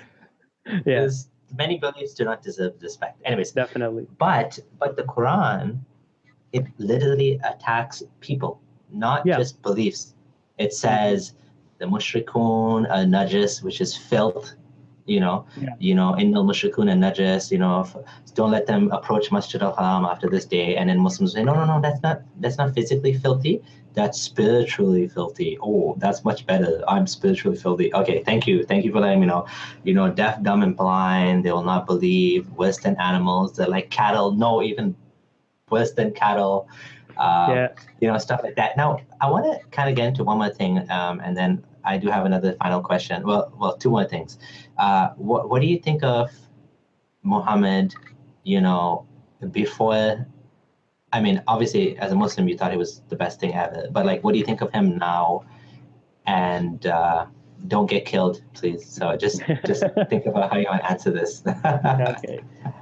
I definitely do not believe he was the best example ever as the Quran propagates. I mean, let's just start with a few things. He was 54 years old and he ended up marrying a 6-year-old girl. Yeah, if that story is true. Yeah. Mm-hmm. Yeah, and he consummated the marriage when she was 9. Then Muhammad married his own adopted son's wife. Mm-hmm. Okay, and then made a special exception in the Quran to talk about it, as if like Allah didn't have time to mention the sequence of Hajj and how to pray, but he had time to talk about Muhammad's personal sex life. Then he didn't have an opportunity to tell people to ask for consent before sleeping with the slaves or to marry the slaves first, right? Like no room for that. But what? Okay, so sorry for interrupting you, but just to ask quickly, did any of these things affect you as a Muslim or no? Or you only learned about them after? No, I knew those things, but I would just brush them off, saying, "Oh, there's got to be a hidden meaning, behind it that I can't understand." And then I would actually use the Quranic verse and think Surah Maida, where it says that don't ask these questions, because if you keep asking these questions, you'll become disbelievers. It literally says that. Yeah. Okay, so go on. So what do you think about Muhammad? Continue. So then he also makes an exception. So Allah says Muslim men can only marry 4 women. Muhammad in Surah 33 makes an exception saying that, no, I can marry as many women as I want and have as many sex slaves as I want. And then the verse says, oh, Muhammad, this is just for you and not for the other believing men. Right. Then now how Muhammad was exploiting the whole ideology of Islam and the war machine was hilarious. He launches wars, then he takes slaves. He already has like 9, 10 wives. He's still taking more slaves. Right. And there's this one incident that stands out is the incident of Safiya. Safiya binti Huay, who's one of Muhammad's wives. So Muhammad kills her whole family in Medina and butchers all the men of her tribe. Then attacks her fortress in Khaybar, kills her husband and her family, then gives that lady away as a slave to one of his own companions. Then some other guy comes up to Muhammad and says, hey, that girl is very beautiful and the daughter of the chiefs and she's only befitting of you. So Muhammad's like, oh, I want that girl for myself. At that time, Muhammad had multiple wives. Right. He then asks that guy to come back and then begs him to give the slave to him. And then in the end, they come to a bargain that Muhammad gave 7 slaves to that guy just to get that one girl. Guess what? This thing, he killed her family the same day. He married her the same day. And she was 17, right? That's according to the story. Like if he was a merciful prophet, he should have hey, stop exploiting women in this weak state instead of be nice to them. But no, he's like, take as many sex slaves as you want. And then he was telling his men that even if the women that you take as sex slaves are married, Allah then revealed in Surah 4, verse 24, that you can have sex with married women if they are your slaves. Right. Yeah, exactly. And it's interesting that Muslims often say, none of his wives were virgins except for Aisha. What do you think about that? Well, that argument? There's a couple of interesting arguments about it. They say basically Muhammad only married women just so that he can help them out. But once you look at the incident of Hafsa, who was Omar's daughter, she was actually an older woman, and she, at the end of her age, became, let's say, gained a lot of weight. And this is Sauda. Sauda, right? Sauda. Yeah, not Hafsa. Hafsa was young too. She was, yeah. Sorry about that. Then she fears Muhammad will divorce her because of her heavy set, She Ah, gives up her yes. day so Muhammad The can night. spend her night with his child bride Aisha. Right, right. Yeah, yeah, yeah, yeah, exactly. This was another really disturbing point when I learned it after I left Islam. Oh, sorry, not after I left Islam, while I was still researching this stuff, I was Hmm. like I never thought about it. Like I read this before so many times. I'm like, oh, that's cool. She gave up the night, whatever, whatever. But then when I thought about it, like later on, after I think it was David Wood who pointed it out, and Yeah. he's like, well, this is not right. I was like, he's right. This is not right. Like that's not what you expect from a man of God. That's not what you expect from the role model for all of humanity. You expect him to stay with his wife and to say, "I love you," and you were there for me when I needed you. And yeah, you gained a little bit of weight, but yeah, it's fine. You can, you still want someone to sleep with and cuddle with. It's not like it's not only about Hmm. sex, right? I mean, there's more Yeah. to relationships, and but I guess when you have nine wives, and yeah, and I guess yeah, that's the thing. Like women have a weak position in Islamic in Society. Yeah. Islamic marriage, and Islamic society, and in Islamic marriage, they are literally like a couple of words away from being Yeah. Divorce. divorced, right? Like And a that's man, like a man can just say talak, talak, talak. That is divorce, divorce, divorce, and the lady gets divorced. But if the lady wants a divorce, she can't say the words and get a divorce. She has to go through a whole judge and a whole court system. right. And I think the majority of Muslims are against triple talaq, like all at once. Hmm. So normally when I mention that, people will say, well, um, yeah, but you're not supposed to do that. And the response to that is, well, first of all, it's at the time of Muhammad, it's still counted as a final divorce. But let's put that aside. My point is, even if you do the divorce, Islamic divorce, properly, meaning not triple talaq, it's still messed up. Like your entire relationship can be destroyed, not With in words. one instant, but still quite easily, like just over a couple of fights. Like you can have a fight, like especially the longer you're married, like if I've been married like 13 years now, or 12 years or whatever, like depending on how long you've been married, the longer you go, the more the chance that you'll hit this third divorce, right? Because you get Hmm. mad once, you say divorce or talak, or you're no longer my wife, and then you forgive her because you have all the power, and you forgive her, and Hmm. you take her back, you sleep with her again, so that counts as instant makeup. And then you're considered married again, and then again you say talak or divorce, or I don't want to be your husband anymore. You're no longer my wife, Hmm. and then it happens again. So like the third time it happens, the only way to marry her now, and I'm sure you know about this, is a Yeah. halala marriage. Do you know people that did this, or have you heard about this in Uh, Pakistan? I wouldn't go into too much details, but it has happened in my own family, really close relatives. But I just don't want to Wow. No, no, delve no. You should into. don't say don't say who it is. Yeah, Definitely but it's not. happened in front of my eyes, like this whole concept and this whole Halala. argument. Yeah. Can you explain what they have to do? What they had to do So to make the basically, what marriage happens halal? is if you divorce your wife a third time and you want to get back with her because you realize, oh, you made a mistake, your wife and you cannot get married till the girl marries some other guy and consummates the marriage with him and then divorces him and remarries you back again. Right. It is the most nonsensical concept of like I have heard. Like I don't have words to explain. Yeah, it's pretty it's pretty Bizarre. darn bizarre. Yeah, it is really, really bizarre. Yeah. I agree with you. And so here's the funny thing. This is what we see in Islam, and I'm laughing because it's so dumb. Sorry, I'm being too mean. My friend said I'm being too mean, and I'm being too. Anyways, okay, it's not really intelligently thought out. So the whole problem with Islamic law is it's so damn strict in a sense, like the consequences are so severe. So like talking about stoning an adulterer, like you're killing the guy to death in a violent, brutal way. So it's like so severe that it's like you don't want to do it. So what did Muhammad do is he said you have to have 4 witnesses of intercourse, which is almost impossible. So Yeah. it's like what the heck? Like you have like It's a super severe punishment. And then you have like super severe conditions, which is like, what's the point of doing such a stupid thing like that? Or like this thing with the divorce, like it's final. It's so final that you have to go through this crazy thing if you want to come back to it. So it's like Muhammad put so much power in men's hands just to break up the relationship. But to scare them, he said, just in case, just to let you guys know, someone else has to fuck her for you to get it back.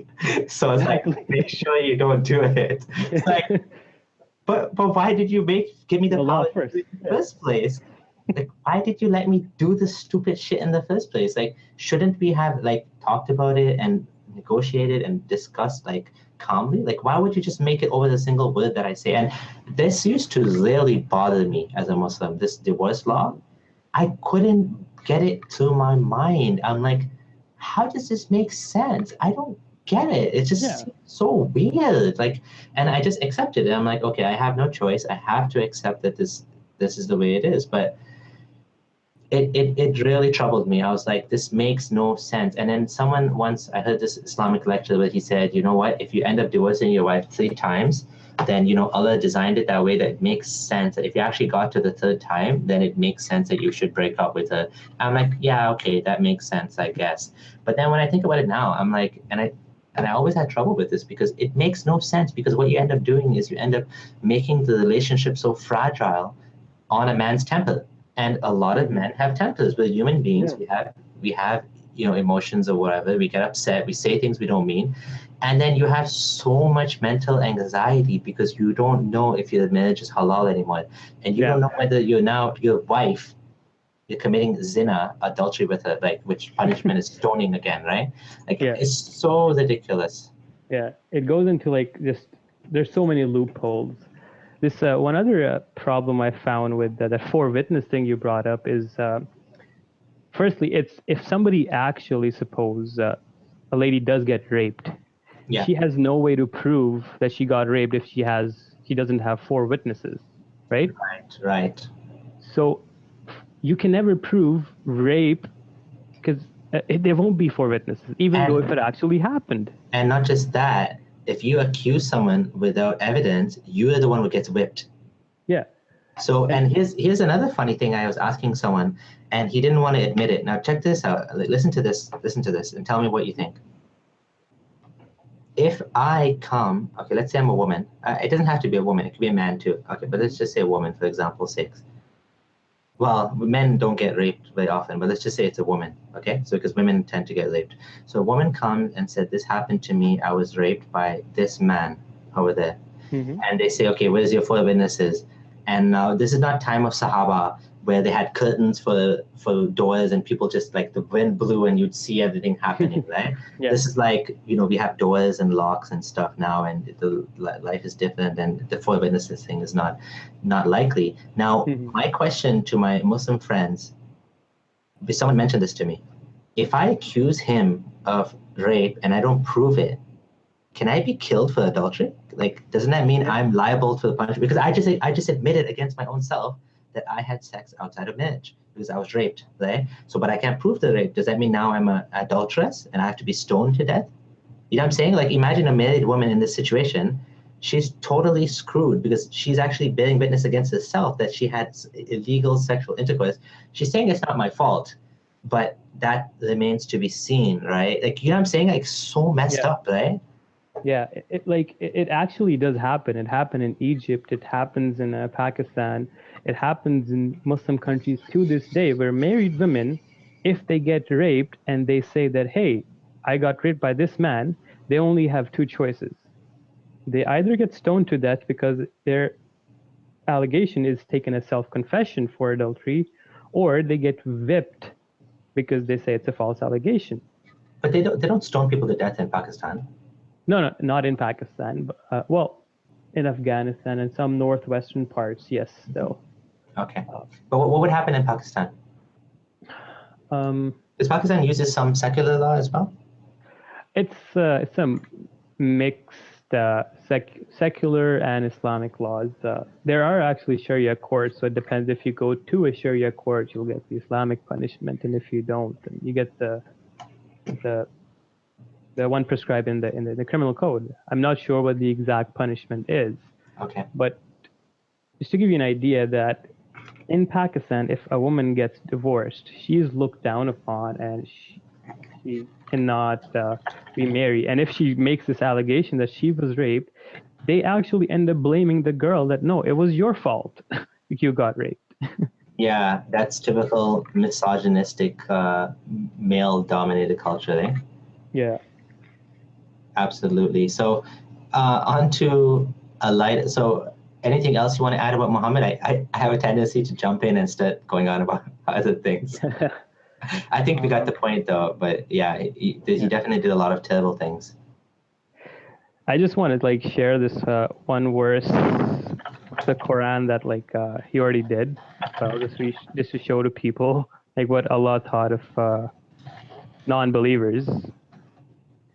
Is my screen sharing? Yep. No, it's not screen sharing. Okay, there you go. So here Allah says that the worst of creation or the worst of living beings in the eyes of Allah are the people who don't believe. Like literally Allah is calling non-believers worse than animals. Right. And here's a tafsir and exegesis from one of Muhammad's companions who was known to be the most learned in the Quran. And you can see he says, worst of these created beings in Allah's sight are the ungrateful Banu Qurayza and others who will not believe. That is all the non-believers. And why does it say Banu Qurayza? That's like so funny. Like why did they specify, like the guy that made the tafsir decided to specify the Arabic tribe at the time of Muhammad? They're the worst of creatures, these Jews and all of humanity. And before we finish, I just want to bring up this one incident that is very well documented, and what Muhammad did was horrible.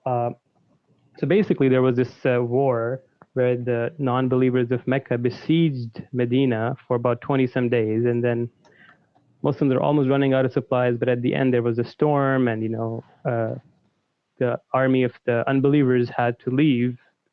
And then Khandak, right? Yeah, Khandak, Battle of the Trench. And after the battle was done, Muhammad was washing dust off his face and all that. And I'll just pull up the references first, because this incident is very significant and shows what Muhammad was about. We'll start with what Allah says about it. And Allah basically said that he cast terror into their hearts, and then you killed some and you took the others as captives, as slaves. This is just a explanation of it. You can look at it in detail on my Facebook. But here's what it gets interesting. I don't know if you guys can see the text, but no, you can't see. It's too small. Just read it or something. Yeah. Yeah. So basically, what happened was Muhammad was done the war, and then Gabriel comes to Muhammad and says that you have put down your arms, but the army of the angels hasn't. And then Muhammad asks, well, why not? And then they say, oh, we're going to go to this Jewish tribe of Banu Qurayza, who allegedly supported the invading army. So let's go fight them. So Muhammad goes, besieges their fortress for 25-ish days. And in the end, they give up and they surrender. Now, this is one of the narrations where Gabriel comes and says for Muhammad to go to the tribe.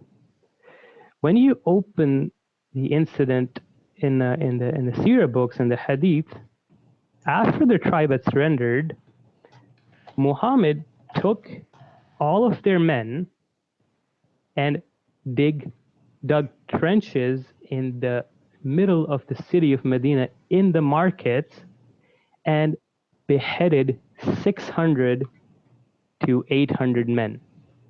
The figure varies, and the criteria for beheading was anyone with pubic hair was beheaded, and if you don't have pubic hair, that is the men, you were taken as a slave. All the women and the young boys were taken as slaves.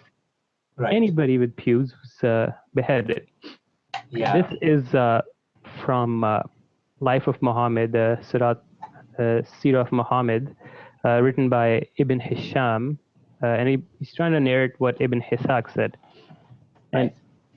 you can read, then they surrendered, and the apostle confined them in Medina in the quarter of Al-Harith, a woman of Banu al-Najr. Then the apostle went out to the market of Medina and dug trenches in it. Then he sent for them and struck off their heads in those trenches as they were brought out to him in batches. Among them was the enemy of Allah, Huway bin Akhtab, that's the father of Safiya, that girl Muhammad married, and Ka'b bin Asad, their chief. Right. This is shocking. There were 600 or 700 in all, though some put the figure as high as 800 or 900. Right. And it goes on, how Muhammad beheaded them.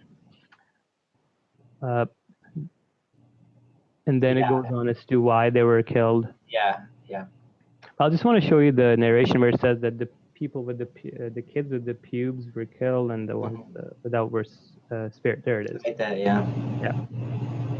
So this person, Atiyah al-Qurayzi, was one of the children, and he said, I was among the captives of Banu Qurayza. They examined us, and those who had begun to grow hair, as pubic hair, were killed, and those who had not were not killed. I was among those who had not grown hair.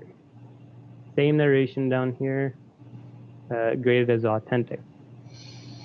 And this is even worse. Muhammad killing people with swords, and then he had a woman beheaded. Yeah, she seemed like she had lost. I read this hadith. I was confused about what happened. It seems like she had gone crazy because I think the whole situation was too much for her. Yeah. And so she lost her mind, and they just killed her. They just killed her.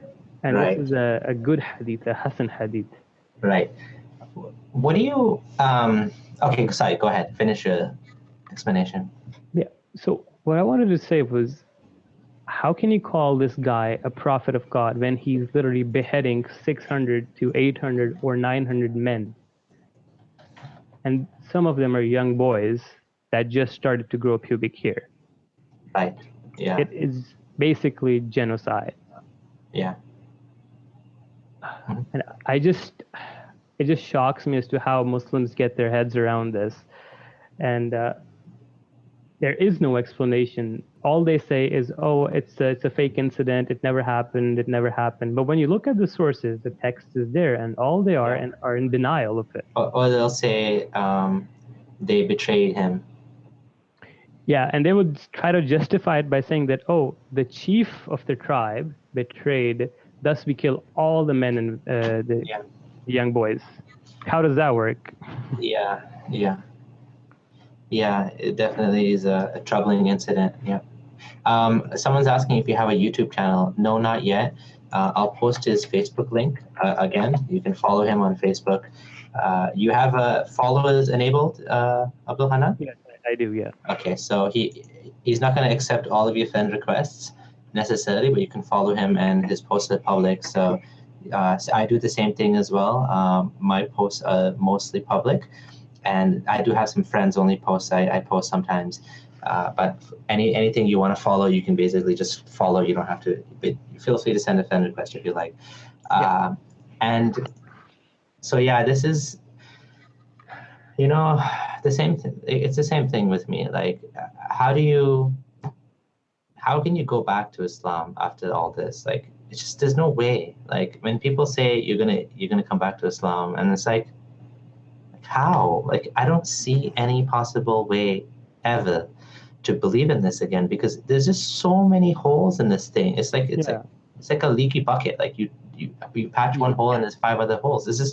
There's no way to go back to Islam. And people told me, oh, you're going to end up, you're going to convert to Hinduism, or you're going to end up as this and that. And I'm like, okay, listen, first of all, I didn't have my skepticism back then, and I wasn't critical. And basically I accepted the religion based on my previous background as an Ismaili Muslim or whatever. The thing is, I'm now, I consider myself more rational now, and I'm more skeptical. I don't fall for these things so easily anymore. So, I'm taking life. My eyes have been opened, and I think once your eyes are opened, you don't tend to fall back into the same things. But like, honestly speaking, the door is not shut. Like, maybe I'll become Muslim again one day. I'm not saying that I'm never going to become Muslim. I just don't see how that's possible ever. But I'm not saying I'm closed-minded. I'm not saying I'm not willing to reconsider. I'm not saying I'm not willing to discuss.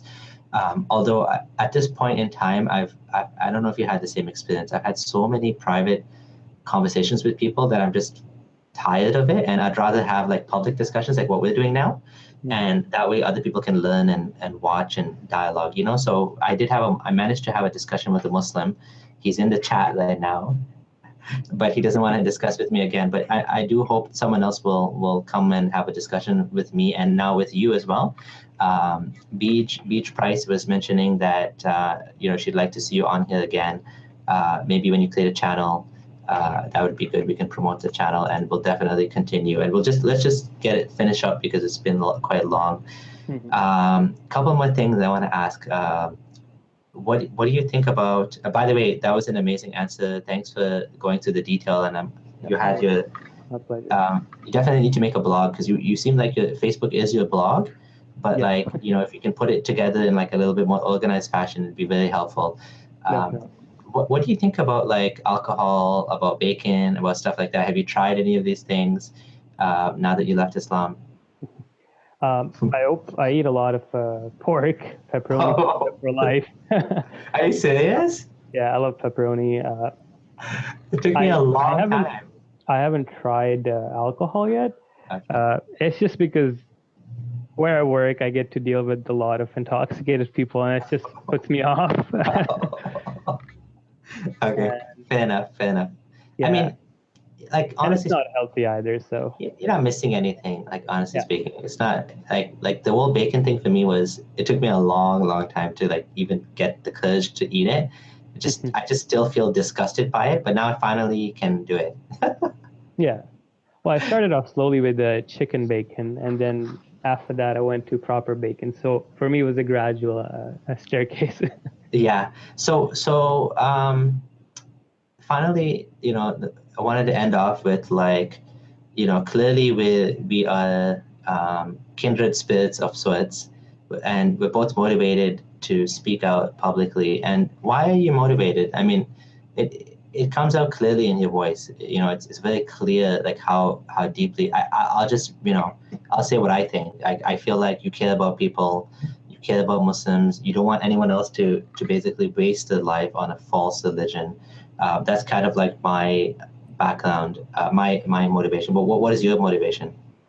Well, coming from like that strict religious mentality and then seeing how indoctrination works and how it can cripple a mind and destroy all faculties of critical thinking, I see as a moral obligation to go out, tell these people that, hey guys, listen, wake up. There's people dying because of your ideologies. There's people whose hands are being chopped. There's people being killed because of this. It has real life effects. Hence, we need to talk about this. Otherwise, as I mentioned, that poor student Mashal Khan or the Ayaz Nazami, the blogger that is facing a death sentence for just merely posting something online about Islam that is critical of the religion.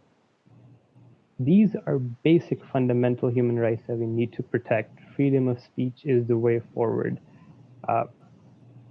Again, I don't want the youth to go through what I did because I know how it's like. I know how you start thinking and how it can destroy someone's life.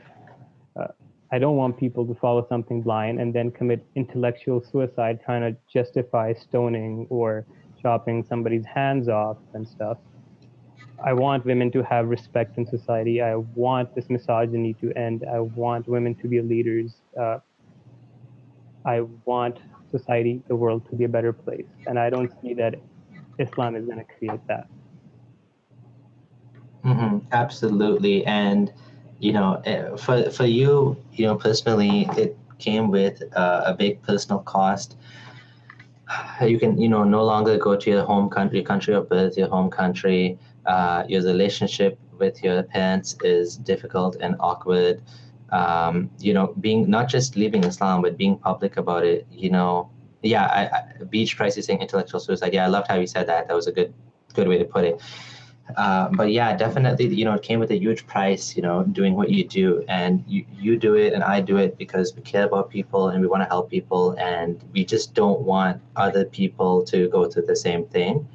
And we just, we went through the same thing, right? And I do get comments from people like probably like once a month, or, thank you so much, you really helped me.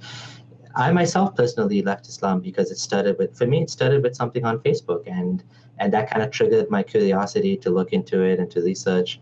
So for me, I do see that this helps, that what you're doing is definitely helpful.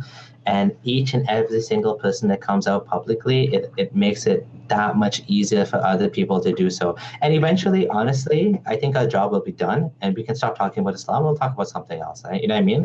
Yeah. Like, yeah, like I don't care about Islam. I'm just going to keep talking about it forever and ever. I think at this point in time, we do need to talk about it. It's just that people don't know you can leave Islam. People don't realize that this is something you can do and live to tell the tale, right? So we need to do it.